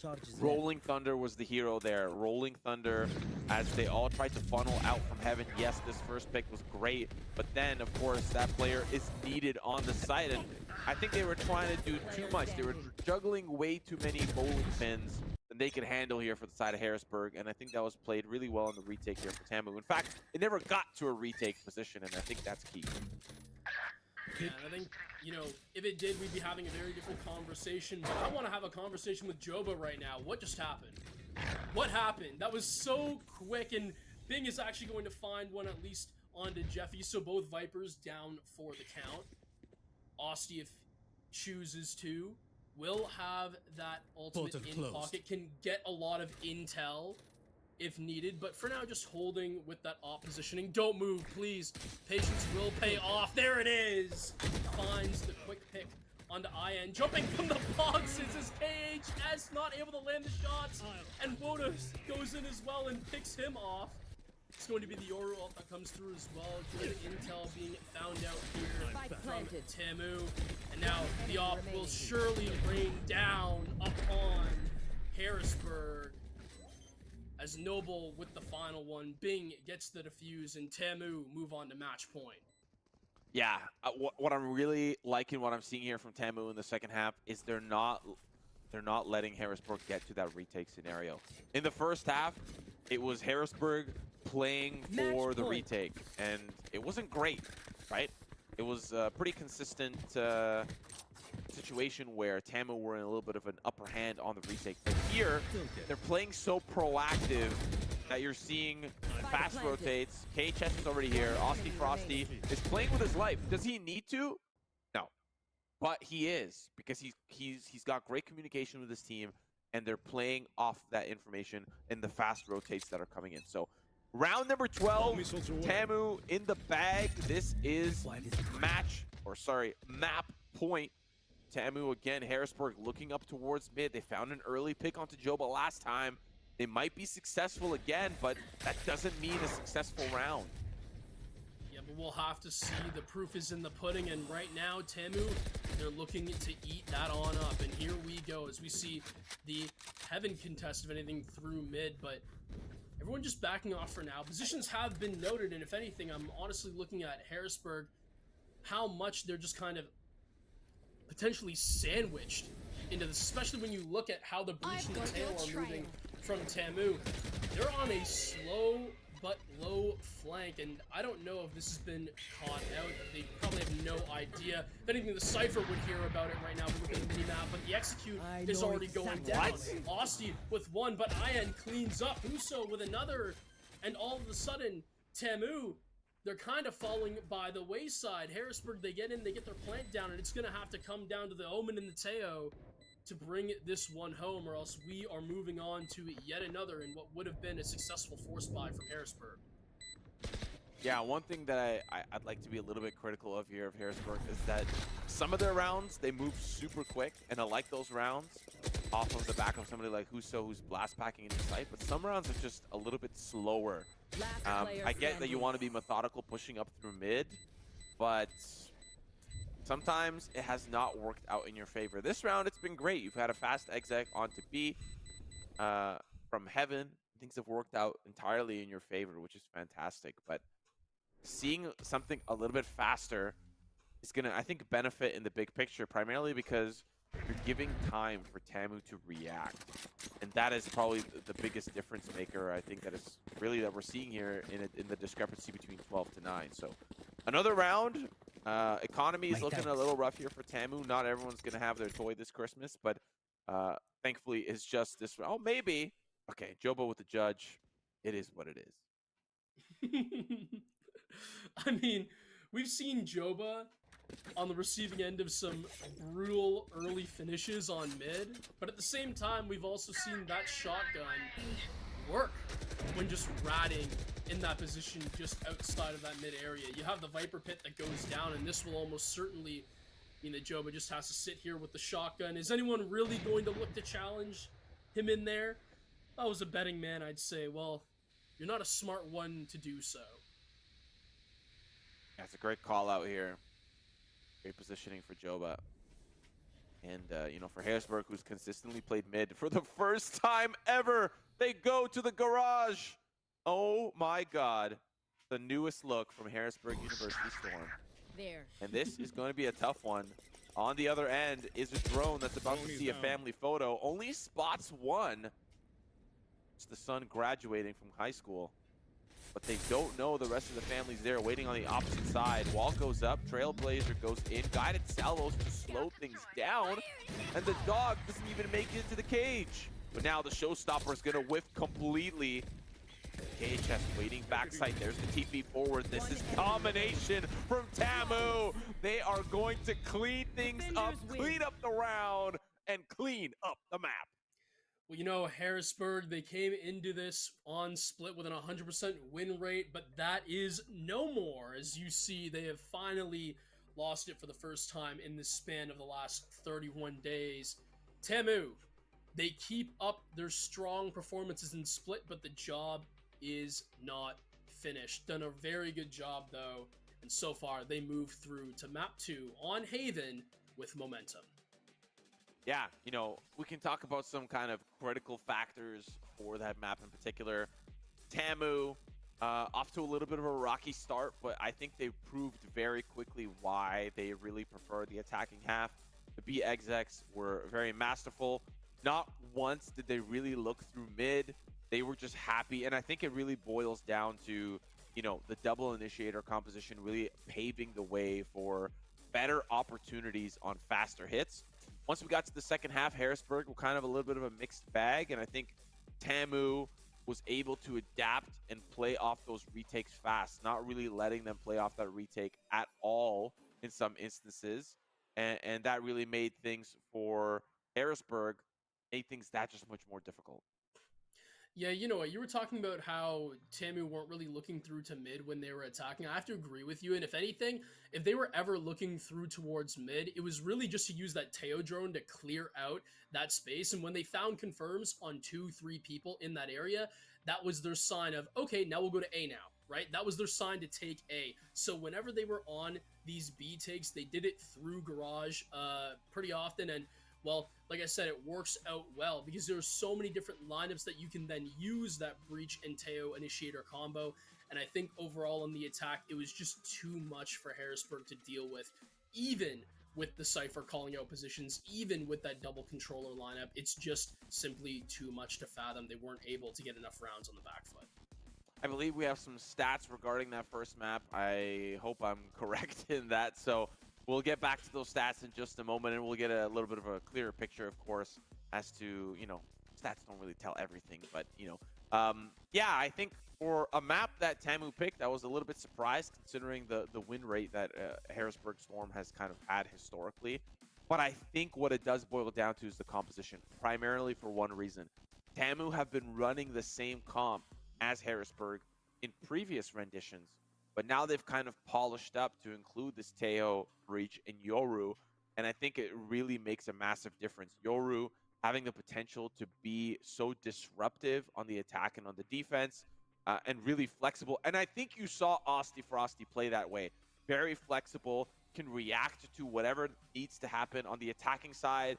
He might dimensional drift in and then TP back towards the B site. Like, they were able to sell, I think, so many solid fakes, or also repositioning plays that really caused Harrisburg to just scatter like flies. Yeah, absolutely. I mean, we talk about the Yoru and just how much of an effect that had. Asti Frosty was one of those players where, yeah, you know what? You said it earlier. Yorus are gonna have the highest highs and the lowest lows. Yeah, there were some lows from here to there. You know, we saw the dimensional drift working through heaven on that B side on B tower, with, I believe it was channeling the Viper, threw out the clone just a little bit too late, and it was kind of like, oh well, that's a little bit embarrassing. But on the other side of things, I believe for more times than not, it was really Aussie Frosty using that so well, using that ult so well to just get all of the intel possible, especially on A hits, which Tamu weren't all that great on originally coming into this. We said they prefer B a lot more. So what do? You use that Teo util to clear out the mid side of heaven on B side, and then immediately use Aussie Frosty on the A side. You have that dimensional drift to work out what the positions sort of are to help you out a little more on your secondary site preference. Yeah, I just think for Harrisburg, I would have loved to see different looks, right? Like, they were constantly fishing towards mid, and very rarely did they work through vents. They were constantly trying to fake vents. Every round, I would see they would drop down and then, like, like the Pink Panther, just sneak away from vents. Like, it didn't work. It didn't sell Tamu anything. So let's have a look at those stats finally, now that they have been prepared for us diligently by our broadcast production. And you can see here, Bing chilling and Aussie Frosty. Yeah, Bing had some pretty killer moves this game as well. But on the opposite side, Huso did what he needed to do. I don't think he was really the player that set back Harrisburg. He blast packed it in, got one and done, maybe two. He did he did his job, but it just was tough to follow up after that. Yeah, you know what? I think I have to agree with you. There's not really a player on Harrisburg that I'm really sitting there and I'm like, wow, you really sold the job on this one. I think you got to remember as well, like Texas A&M, Tamu, yes, Harrisburg had an 100% win rate, but they picked into this knowing that they had the hotter hand as of recently on this map. So considering this was Tamu's map and now we're going over to Harrisburg's, taking 9 off the bounce from Tamu on their map, which they've just beaten Northwood and West Virginia on, that's definitely not something to really be all that angry over. And I guess at least if I was on Harrisburg, I definitely wouldn't be mentally kind of broken by this result in any way, shape, or form. Now they're going to our home on Haven, and we'll see what they have planned for us there, as we just took 9 rounds off your map. Yeah, so lots of questions for both teams to answer, and I'm sure they've had a lot of time to deliberate. We are going to throw things to a short little break, and when we come back, we have our next map in the series. Will Harrisburg bounce back, or will Tamu clean sweep on Haven? We'll be right back after this.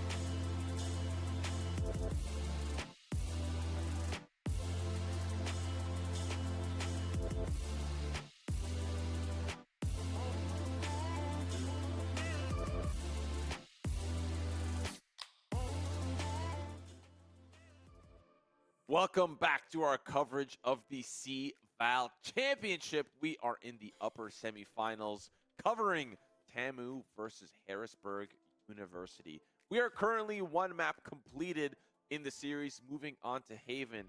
I'm Simo, joined with me is Smoke, covering the action as we're about to dive into our second map. Map 1 was definitely a lot closer than I think both teams were expecting. As we now move on to map 2, Smoke, how are we feeling? Well, we're feeling good, and right now, Harrisburg, they're probably feeling a little bit under the pressure, but at the same time, this is their map, this is their home turf, and that means, well, if you get beat on it, it's even more embarrassing. So TAMU, we see that it's on Haven for all those who forgot earlier. TAMU will be starting on the attacking side, and well, this is a very interesting thing to bring up, because when we look at what the compositions that come out here, we have some very aggressive things being shown here. We see TAMU, they usually like to use the ISO Yoru comp, as well as then on Harrisburg, we usually see a Neon coming out whenever they pick into Haven. So this is going to be very interesting to see how it all plays out. But so far, everything looks very much in prime position. Nothing new here as we see the KJ, the Omen, the Sova, the Breach to follow the Neon. That's what we had down, so makes sense. Yeah, now for Texas A&M, this is where I think there's going to be a lot of questions. They could play Breach Jet as well. The main difference factors would be Breach Jet or ISO Yoru. And considering the Yoru worked so well on Split and they like to play Yoru even on Ascent, which is our final map in this best of 3, it does look like it may just stick with it. So KHS going to be opting in to play a supplementary duelist. Now, what we're going to be expecting to see from both teams, which is incredibly frustrating. I'm not going to say frustrating. Maybe that's a bad choice of words. But we're going to see C-long hits all day, all night. All day, all night. Like, the ISO walk-up with the wall is just classic. And the Neon also bringing up that wall of fire makes things that much more difficult sometimes for the defense to deal with, the fast lane. So yeah, I'm expecting a lot of fast C execs, and considering Texas A&M, I think we're a little bit faster on the jump on Split. Maybe that's going to be a reoccurring trend. But overall, comp-wise, this is what we expected. But what I'm going to be critical of and paying attention to is, what does the defense look like for both teams? We know what the attack is going to look like, but how do you anticipate and play off of the interactions that are going to occur in front of you? Well, judging at how Haven is such an attacker-sided map, and it makes sense with 3 sites to choose from and 3 sites for the defense to have to split over and defend, it makes sense that Harrisburg have had solid B2C holds on defense before from Link, because of the fact that, well, they also have a 77% win percentage on Haven, and, well, judging at the fact that it's their map pick usually, that means that they're not the ones who have the favored side to start. So if you're winning this map 77% of the time starting on defense, it makes sense you have solid holds from B and C from those Link positions. For Haven, for TAMU, it seems like they have some weak B play on attack, but they're also good at retaking on defense from C. So it seems like, we've kind of chalked it up that both of these teams have decent C positions when it comes to defense, but it's going to have to be the speed, the pace of that attack that happens, the pace of that fast lane, the pace of the ISO wall, plus maybe an Omen Smoke Garage for the walk-up, and, well, there you go. It didn't take a whole lot of time. We got the answer very quickly. We're also going to see a lot of presence towards C-Link, primarily from both teams, and we saw some of that early on with Austin Frosty looking in towards C-Link from the B position, but now Harrisburg are kind of playing catch-up with anticipating where TAMU were, but it's actually a fast hit towards Grass, and the slide in from Huso. It's going to be a battle as they start to swing through. Unfortunately, KHS is not going to survive using the shield there provided by ISO, but unfortunately for TAMU, the fast exec did not result in a round win. And again, you know what? This is the thing that we talked about earlier. Harrisburg, they don't look bad when defending from B-Link, and, well, that's kind of what we saw right there. They were able to retake that quite well, and Now, this is the sort of area where I start to get a little bit worried, right? It's not Temu's map choice. Yeah, they themselves have a 60% win rate on it, but at the same time, when you bring out a comp like this, and we said that they have weak B play earlier, you kind of get this sort of issue where it becomes a little more one-dimensional as we see two people getting hit through the walls of that Odin, Joba, and KHS taking a bullet. And it's not the best way to start, at least for your ego and for your confidence. Let's just say that. Yeah. Ooh, Jeffy's got to give up that angle as he gets baited out by that Yoru. And it's going to be a fast hit. Spike going down.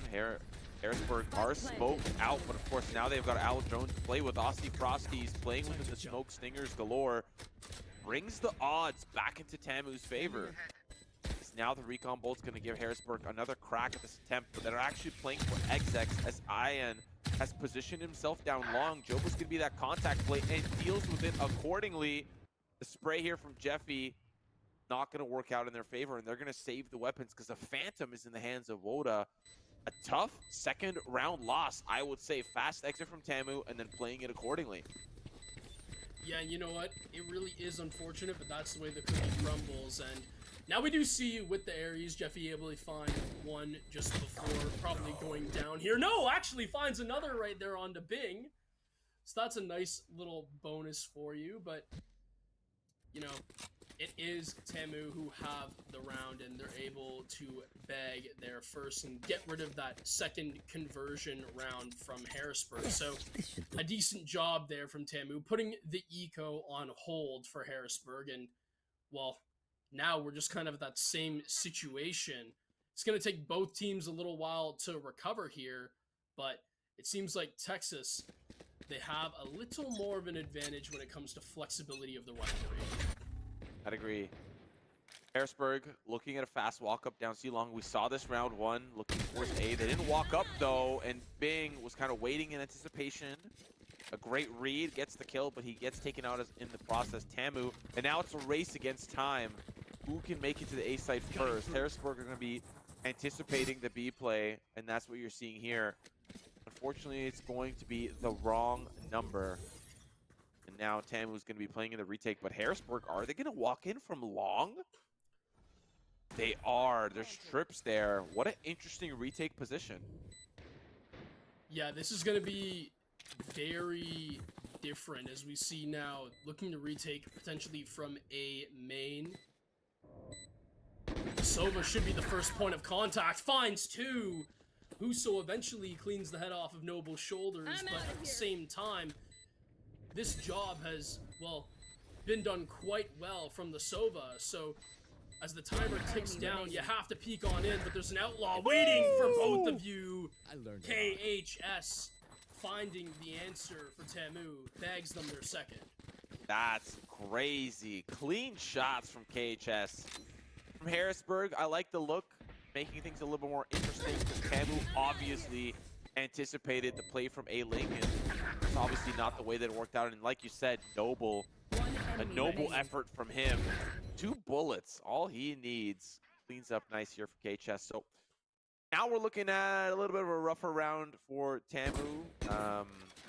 Credits are slowly starting to roll in, but for Harrisburg, it's a little bit of a full buy. Pay attention to this round after round Huso positioning. Round 1, A-Long. Round 2, I forget. Round 3, or sorry, round 2, C-Long, and then back again here now for A-Long. So lots of back and forth and lots of aggressive looks here from the defense. But they've kind of come up empty-handed every time, minus the 1 kill onto Bing down C-Long. Yeah, and I think for that C positioning as well, that KJ utility is so good. It can basically just hold that off, and then that allows Harrisburg to have flexibility in this three-sided map. And we see from the window it's not being watched. It's going to be Hijinks that cleans up Noble and Aussie Frosty. Picks have gone off the board, and all of a sudden Bing, the last one remaining on a very stiff Tamu attack. Yeah, this is kind of some of the drawbacks that you're going to experience if for a few things. One, if you're trying to execute the perfect hit. There's no such thing as the perfect hit, right? Unless you're, you know, like a Radiant team going up 30 against seconds Bronze. left. Like, okay, yeah, then there's probably going to be some perfect hits. There's going to be a lot of perfect hits. There's going to be a lot of perfect hits, but, you know, the variable here is Harrisburg got to walk up C long and A long and a, you know, short for free, uncontested. Yes. One little maybe left. You know, cipher trip to slow things down. I think what that means is you either need to exec faster or you need to play contact towards the extremities, which they really haven't, minus the one time they played catch and release towards C-Long. We'll see how TAMU adapt, because I have a feeling Harrisburg are going to, if they're going to be playing with this Neon, partnered with the Breach that can just flash from the Neon down an extremity, you're going to need to play contact to at least fish it out or at least be cognizant of its potential. Or option A, you just play faster, which might be the case. Look at this 5v4. Oh my god. Yeah, I think, you know, the message is very clear. They're just going to run on A main off the flash. But there, that's so you and me going to find multiple. The ISO 1v1, the double tap active in there as well. There's no way Uso wins this. I was going to say lands the shots, but look outside of the ult right there. Picks are going down, and it looks like to TAMU's, I guess, advantage. Now, obviously getting hit by the vulnerability as well. Woda in such a weird position, finds the headshot though, or sorry, finds the shots through the wall. One enemy remaining. But no, will eventually get taken down, as now Bing going to be able to put that spike down in a 2v1 scenario. But there is definitely multiple realms where this KJ can pull off this clutch. Walking up A main, just going to last player look standing. around, finds a free pick onto Bing, but no, cannot switch over in time. KHS lurking, and Hell going to be able to find the last and the triple. Skill covers the rest. Yeah, a great call out there for the kill contract, and you can even see the way that KHS played that. He just waited. He didn't even peek, he didn't even swing. Look, he's just standing there waiting for the walls to go down. Why? To buy time for his team to, you know, do whatever they needed to do down long, and of course it ended up working in their favor. They ended up with the man advantage. And, you know, I think if they don't have that kill contract in that scenario, I think Harrisburg actually win that. So, massive play as we're looking here, a look down C long, and they're trying to throw utility back their way, a smoke to slow things down. Harrisburg, they're going to be dealing with a little bit of a dimensional drift now, as Aussie Frosty's going to clear things out for them. He's going to push them all the way back, as he's actually going to be paired up with the Hunter's Fury. They want to secure this all the way back, and they're going to do exactly that, a quick 2-for-1 trade, as now the Rolling Thunder tries to answer back. This map is on fire right now. Jeffy Mose down 3. Say hello to my little friend, but he's down to 7 HP. Oh my god! Launches it out, the round for the Storm. Are you kidding me, Jeffy? What is that? Finds 3 with the Odin, switches to the Vandal, and finds the juiciest one tap of his career. Oh my god, Harrisburg, you're singing me a symphony right now, and I'm loving it. And I feel like there's a lot to talk about for TAMU. They did a great job pairing up the Dimensional Drift with the Hunter's Fury, just to gain that intel and assist that Sova in finding players' positions. That gave them so much free space on the C, but in the end, it's a first-person shooter, and you gotta hit your shots if you want to win. Jeffy doing it's just you that. And me. Seals, Harrisburg another, but oh man.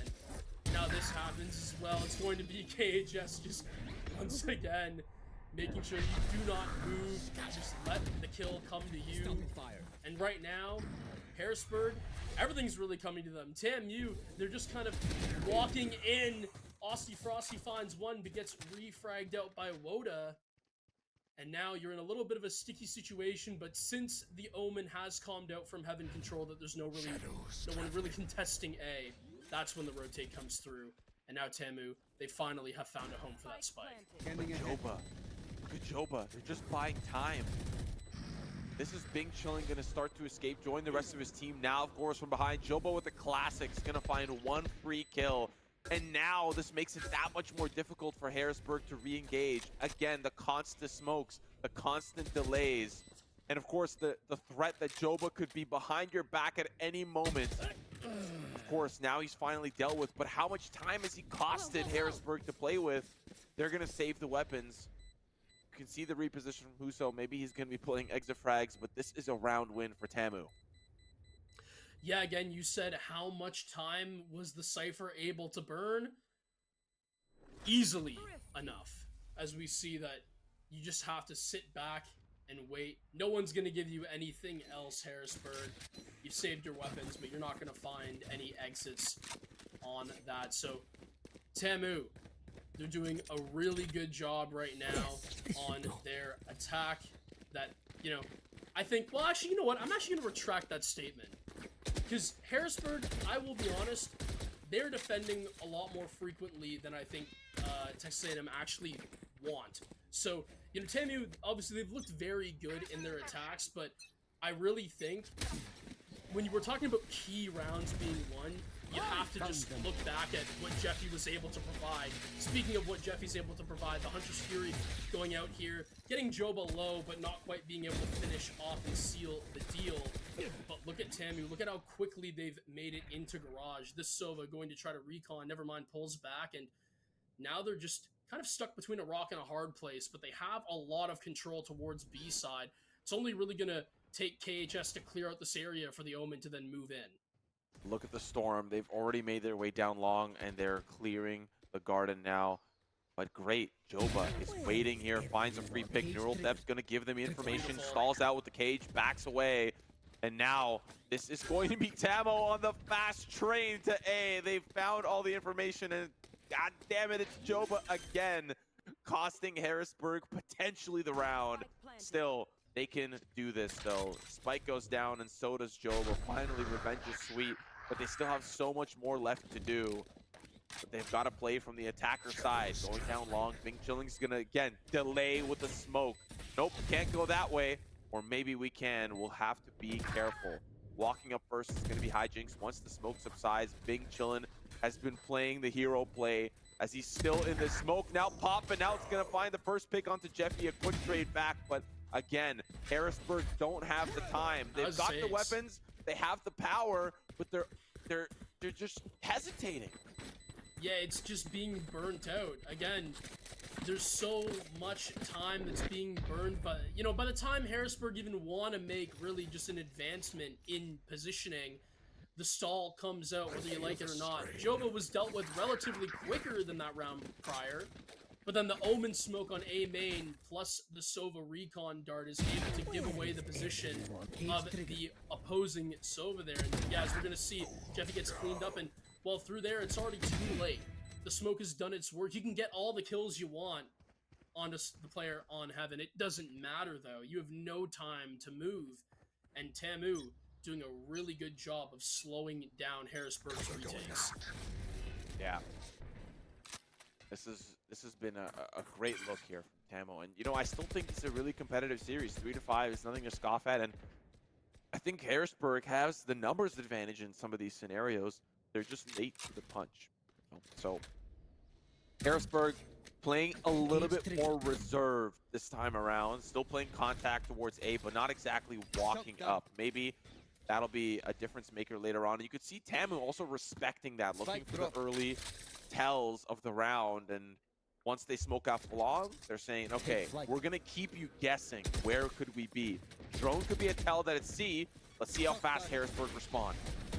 They immediately move in, but look at the swarm that then gets placed down from the KJ. That's going to certainly delay time, but never mind. They just walk on through. Whether someone took it out or not, Joba is going to be the one to spill the next sentence from him out because he finds two. Huso with two as well to match back. And Harrisburg, they're able to take this positioning as the spike has gone cold on C. I don't think there's very much that Bing's going to be able to do, especially when you're put on one shot. The recon drone comes through, and well, yeah, it's only a matter of time. Jeffy, the wallbang, finds the head of the Omen, and Harrisburg, they keep themselves in it. A fourth defensive round, 9 rounds through on Haven. It's not the worst. Yeah, things are very, very close here, and you know, for Harrisburg, it could be a saving grace once we get to the second half. They could really begin to shine with their neon at the helm and Wota kind of supporting that play. This could be a big deal for them. So as long as they keep things close, definitely benefit them in the second half. As we look at a quick, fast hit down long, Tamu with some pistols in tow, and maybe they can add insult to injury, but this long push is just not working out. Harrisburg quickly dismantle the opposition and keep them at bay. I mean, they went down as quickly as, I don't know. I don't even know the analogy that I was going to say right there. That was so fast. I mean, Harrisburg, they just had everyone down one line, and it was pretty much just Tamu left defenseless against a firing squad. There's no other really way to put it. And now if I'm Harrisburg, I'm loving this, right? You had that third round that was Jeffy on a hero play, and now all of a sudden, you know, we take this back 2 rounds. You could have been down 6-2, but you're now down 5-3, and since then, now you're rolling. Mental's got to be feeling good for Harrisburg. They're able to stop Tamu just a few too many times for my liking. When this side swaps, I could definitely see Harrisburg rolling on attack and giving us a map 3 easy. So far this round has been working well for Tamu. We'll see if Hijinks can stop them out, and that's not going to be the case. The Yoru, sorry, so annoying with that fake out. Makes things just much more difficult to play off of. And an early pick down A short and another pick from Garage. As Harrisburg were getting a little antsy, tried to see what was in the cookie jar and ended up getting bit by the snake. Tamu in a pretty good position here to close out this round. It'll be tough for Harrisburg to come back with a 2v5, and Joba's going to be looking for a little bit more. Who's going to escape that? Yep, he's playing here as well.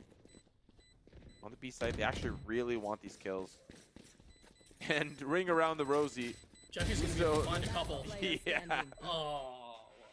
Good trade, though. One more gunfight before the end of it. Does the Neon see? No, Noble able to take down Uso just before the fact. And, well, there you go. Harrisburg, you know, not the wanted outcome of that round, but at the same time, I think you played that pretty decently, considering the fact that, you know, we've seen that your retakes have been a little slower. So I think when you look at it in the long run, slow retakes, yeah, they've kind of been your downfall, but at the same time, you've already cleaned up 5 rounds of defense. I said it earlier, Haven, an attacker-sided map. Harrisburg, I think they're looking better than Tamu when the side swap comes in, but only time will tell. And we still have another round to go. It would be really good if Harrisburg could make this 6-6 split work out, and Huso takes them 1 of 5 steps there. Ooh, lockdown's going to push them off site, but they're already ready to go. Kill contract to kind of counteract that lockdown, and he's actually going to make it out alive out of there. This is the last round, so might as well throw everything at the sink. Hunter's Fury is available, and there's a Hunter's Fury on the opposite side, so that's going to make the defuse a little bit more difficult. Spray's good for Frosty from the smoke. Actually, no, he's playing from Garage. Dealt with, but still. On the opposite side, Noble and Bing Chillin can play contact off of this. There's the swing and Omen. One more spray. Hunter's Fury is going to kick things off. That's going to stall. Is there enough time? It's up to half. He's going to have to swing. Oh my God. Shots are going to be good. He got off of it. And that's the round closed here for Tamu. So close. So many ults available, but Tamu lead by 2. And that's huge right there. That's 7-5, just not allowing the 6-6 split. That's massive in the long run, or at least could be proven as such. But now, Harrisburg, the onus on you. You've taken 5 rounds away on the defense. That's pretty damn good. But let's see on your map, on your preferred side, what will you bring out? We made comments on it earlier that I think something that Tamu were not able to deal with were really Harrisburg just having that C retake, but at the same time, I think that this is where Tamu, they find a little bit of a problem. You see the KJ on the other side. This is going to be the decent flank watch for Harrisburg, and it won't allow Tamu to do the same things with Joba going back, working around in the back. Once the take comes in, everything should be pretty concrete. Finds one, and now immediately the Neon bolts through hijinks with another. And you thought that Tamu's attacks were fast? Boy, Last player standing. see what Harrisburg have in store for you. Yeah, the slides everywhere. It looks like pre-nerf Neon.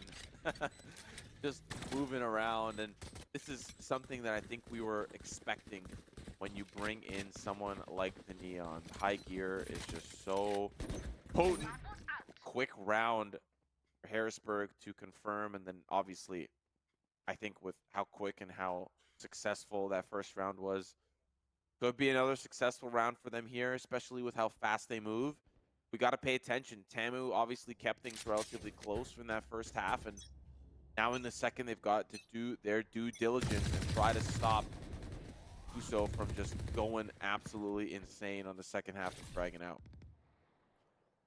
Right now we see that Harrisburg, they're looking like they were eyeing the A walk up. At the same time, there's still a lot of work to be done, a lot of positions to be cleared, and now they're gonna call that everyone just gather around as they look to take this A main push. And as we see, it's going to be the smoke in through heaven. So now Paranoia goes through as well, and this should be the starter. Fast lane gives the Neon the in. The in goes through, should have the slide, but no! Frosty with the classic able to get the job done. No with the pistol. Right now, Tamu, they're getting the job done. They don't have the gun advantage, but at the same time, they're hitting their headshots. And that's all that matters. Ian, in just a weird position now, has to push on through, but so many crosses being watched, I doubt able to find anything. Doesn't check the corner. Bing has the easiest kill on A main in his life. And now it's going to be Tamu who start to kind of take away from Harrisburg as they have just gotten that huge denial of the second round conversion. Yeah, I think that kill right there on Uso just changes so much. And I think also a great read from Tamu to prepare for the A-side hit. I think what they learned early round, they played down C long. They didn't really get what they wanted or get anything that they needed. Resulted in the read that ended up on A. So moving fast, he's gonna have to go through a trip. The C execute is coming through, and honestly, Frosty comes up with success. The Bulldog off the leash. Mows down 3. Jeffy with 9 HP. It's gonna be executed right in the cubby little corner. Tamu bring us up to a 3-round lead. Harrisburg, you're gonna need to start cooking and cooking fast. Yeah, you know what? I was going to say that, hey, Harrisburg, you're swapping over now. You take 5 rounds on the defense, and things got to be looking good. But now I'm very worried. Tamu, they've done such a good job of just isolating their gunfights and coming up with hero plays when needed. Joba with the Bulldog just mows down everybody in Garage. And I mean, after that, you got a Sova left on 9 health on C-Long. What do? There's nothing you can do. Tamu, they're looking strong on their defense, and well, if anybody peeks Aussie Frosty, they've got 2 outlaw shots waiting for them. Fastlane comes on through, and now it's going to be the execute. The fast hit comes down. Huso finds one, but they haven't cleared the corner. A decent flick, and now it's going to be Harrisburg. They have their control they were longing for, but I don't know if they're aware about Austin Frosty. Oh, no. That outlaw not able to make his mark, just down to Jobo, who's actually found one. Gonna use Cage to try to make his way in. Hijink off the rip. A quick headshot. Gonna do his job, and Harrisburg answer back fast. And I think really the tail of the tape here, the fast AXX, they need to be dealt with. When you can read them, it's great. But when you can't, it's a little bit tough to kind of anticipate. And of course, you saw Noble, who was in the corner, and the fast lane came in, and he really couldn't do anything. I think if he finds that first pick, it's a completely different round, right? So good presence of mind and really good usage there from Uso to get into the site, partner with Woda. That's really the combo that makes things way difficult to react to. And again, look, fast A hit. Right here. Yeah, you know what? If it ain't broke, don't fix it, right? So Again, I think the round would have been different as well if Frosty just retaking from A short was able to find the shots that mattered. But this time with an op, we'll be able to do so. The KJ off the board, and now Harrisburg, they've been slowed down just enough to the point where this A hit is starting to get a little bit awkward in terms of timing. The Omen smoked down as well from Bing, and there's a lot of work right now that Harrisburg need to do. It's going to be KHS with the first one, puts down the Silver Dart, finds the headshot, a second one as well. A decent flip from Moda. Moda finds two, but it's not going to happen. Noble just has his teammates' backs enough to buy Tamu their 10th. Yeah, double digits now. Tamu. Ultimate's available, kill contract, and this is one of those situations where you can probably kill contract the Neon and make that hit really slow. Because they're relying on the fast lane, and if the Neon's got ultimate, they're relying on the overdrive to just cook and fry. Kill contract would be a great counter to that as we look at some of the replays of that previous round. So we'll see what ends up happening again. We're moving fast. A little bit slower this time, as I think Harrisburg are just trying to get information to start. And the Huso already...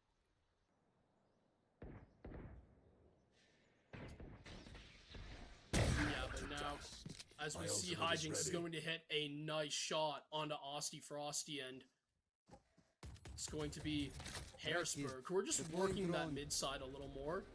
They have Garage now, and all of a sudden this drone can come through and hopefully do God's work in terms of intel for Harrisburg, lining up for their C take. Still need to clear out the Cypher, though, in Joba. So now as time goes down, the take will come through. It's going to be the recon bolt. Joba finds one, but the breach ult comes through. And now there's the Neon. Huso running the show, finds one, and Noble finds another for the response. KHS with one more, and there's the kill contract on the Neon. One enemy remaining. Sitting patiently, finds the headshot, and Tamu, they move on to take their 11th.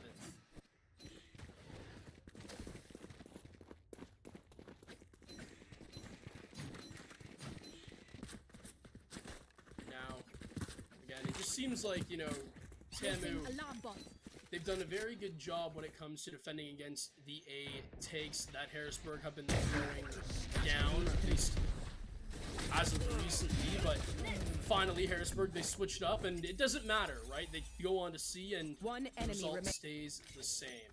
So now, it's going to be very interesting to see how Tamu look to hopefully secure their map and series point.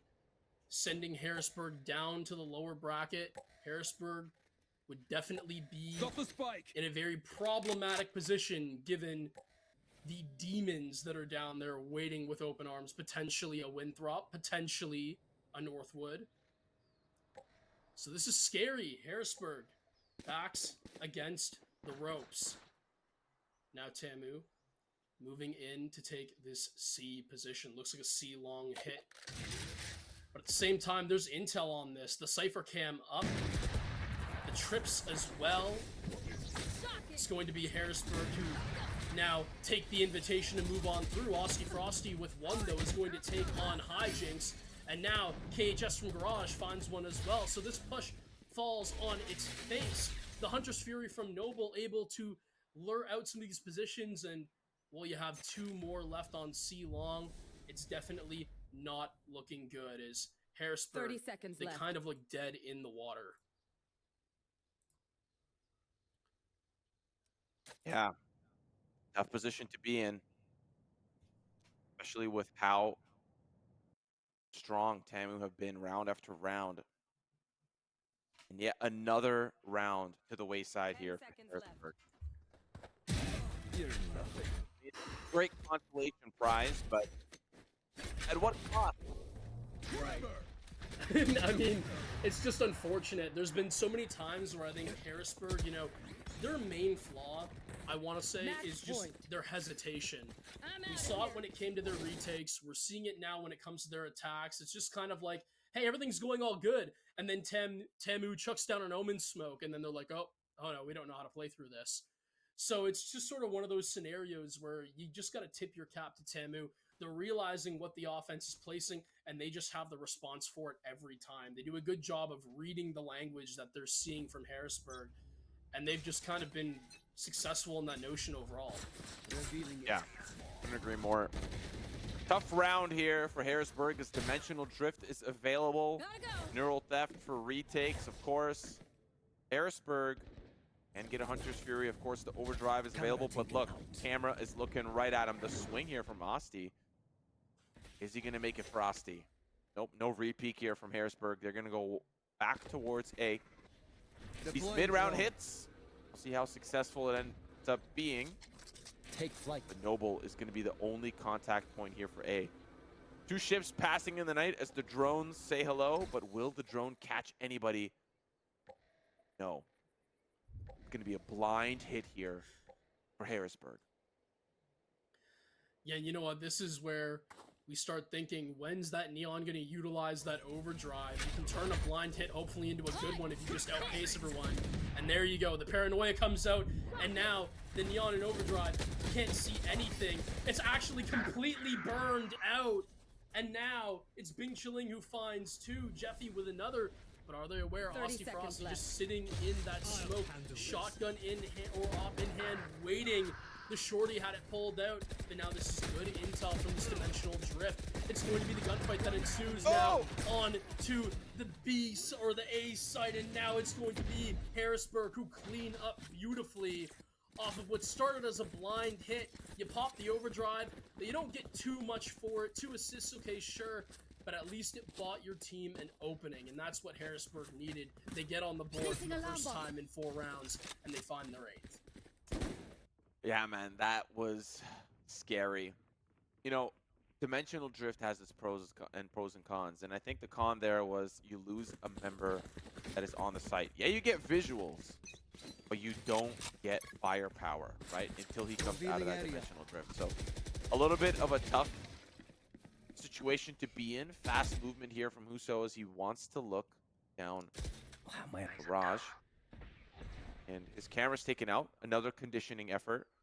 It's pulled over some membership towards the C site. And maybe that's Harrisburg's game now. Let's fake C.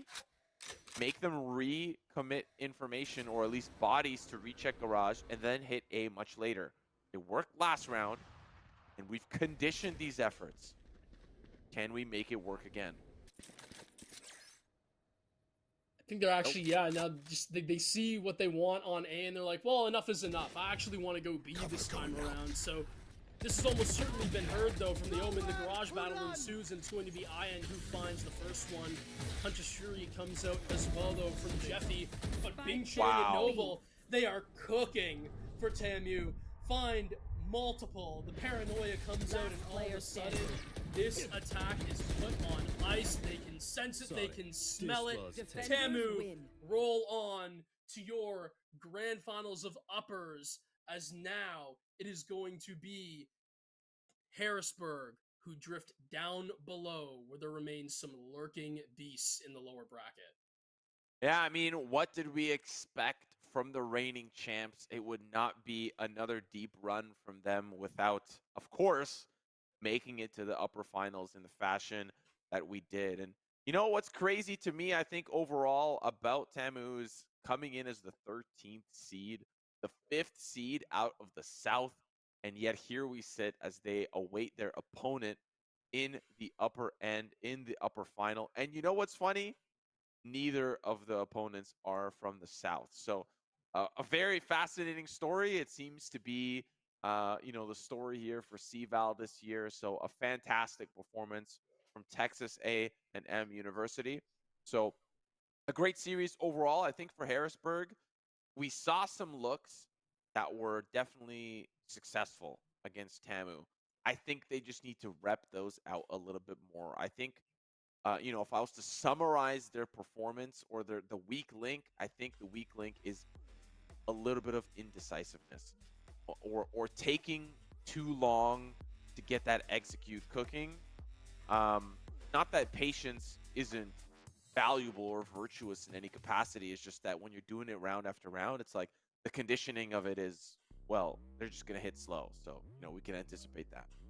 Right, I was going to say, the conditioning is it becomes readable. And then from there at TAMU, they're just kind of sitting back and they realize, well, we don't actually have to burn utility quick, because if they have slow hits, we're just going to let the clock do the talking for us. We have some replays if we can chuck those up now in the series, but even through Split, I think it was just kind of the same story. It was really just the pacing overall in the matchup. TaMu were just way quicker, and I think you're going to see sort of, as the replay ensues, right, they were the first ones to really just kind of swing out, find their shots, and, well, in a game where it simply is hit your shots and you'll win a round, TaMu, they were just the quicker ones to punch.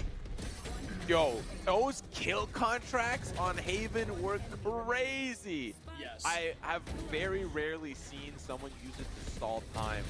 The ISOs that I've seen, they'll swing, right? They will swing.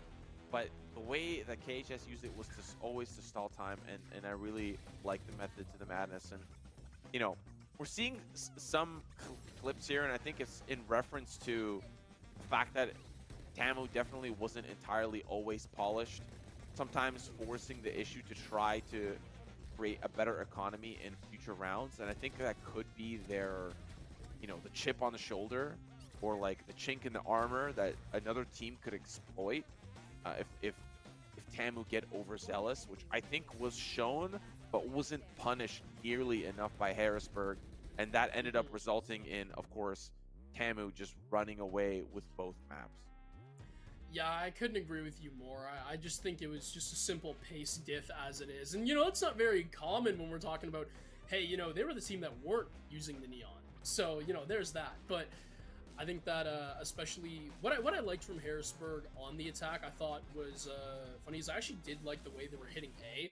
It's just they changed it up a little bit too much for my liking. You're seeing a little bit of success here, but it's the only success you're seeing. I get it. You want to be established on multiple bomb sites because then it just becomes very readable, but you kind of also just got to work with what you have. And at the end of the day, you try too many C hits and, well, they just didn't happen. Time and time again, how many times are you going to just die in C, die down C long with multiple, not work it out through garage, right? We're seeing this happen time and time again. And it just seemed like Harrisburg, they were just kind of walking into it every time. Whereas on A, you do have a little bit of presence. If you were going to change up, if anything, show us some stuff on B. I get it, you don't really like going there, but at the same time, you know, if C is not working for you and A is, if you want to make it a little bit switched and you don't want to make it as readable, that B site's just there for you. So there were a lot of times where I saw where TaMu, they wouldn't even put someone on B. They would just split it 2 on C, 3 on A, right? And it was kind of that one thing where it was kind of confusing to me how TaMu, they were always able to rotate fast enough over despite their defenders having to literally traverse the entire map. So it was just really well done timing-wise by TaMu, and I'm just kind of a little disappointed that I didn't see maybe a little more B presence to switch things up, minus when it was already way too late in the game. Yeah, I think for Harrisburg, there's a lot to review, so I think they will do exactly that. Of course, now they're locked down, knocked down rather, to the lower bracket. Let's have a review of our upper bracket, even if it's not properly updated, just to get viewers a little bit of a reminder of what that upper bracket looks like, and we can kind of paint a picture of what's to come, especially coming up next weekend. So, of course, Harrisburg are moving on to the upper finals. We are still waiting, I think, the culmination of the Maryville-Fisher-Navy match, which the winner of that will face off against Harrisburg Storm on May 10th. And if we take a look at the lower bracket, we will, of course, obviously not see TaMu there quite yet, but we can at least see who their opponent is going to be. They will have to, I believe, face off the winner of UST versus Winthrop, which is probably going to happen a little bit later today. Moving forward on the stream will be Northwood University up against Cumberland, which I think that series will be ready to go once we get to that point. Just gonna just to clear up any confusion, yeah, TaMu would be moving on to the upper finals, Harrisburg dropping down to the lowers, and now it's going to be Harrisburg who, well, like we said, waiting in open arms to some very scary teams, to say the least. You know, I'm from St. Clair, so I've seen firsthand just how Northwood can roll over teams when they have momentum, and Winthrop as well when they're riding a high wave. they never get off of it. So let's go over to some team stats though real quick just to slow this one, close it out. I mean, it was really just the duelists who were doing God's work for Tamu, as well as Joba with that crazy play with the Bulldogs. I do gotta say, Jeffy trying as hard as he could to will this one back together for Harrisburg. I mean, Simo, I just bring up that 3K with the Odin, the switch the Vandal for the one-tap in Garage. That was absolutely gross. But at the end of the day, if you're relying on hero plays to win you a game of Valorant, it's never going to happen. You need organization, you need control of pacing, and that was something that Tamu just did a better job at. Yeah, I know that the stats don't really, like, I know that we saw, our duelist, and of course our initiator on the side of Harrisburg, we saw Huso and Wuda.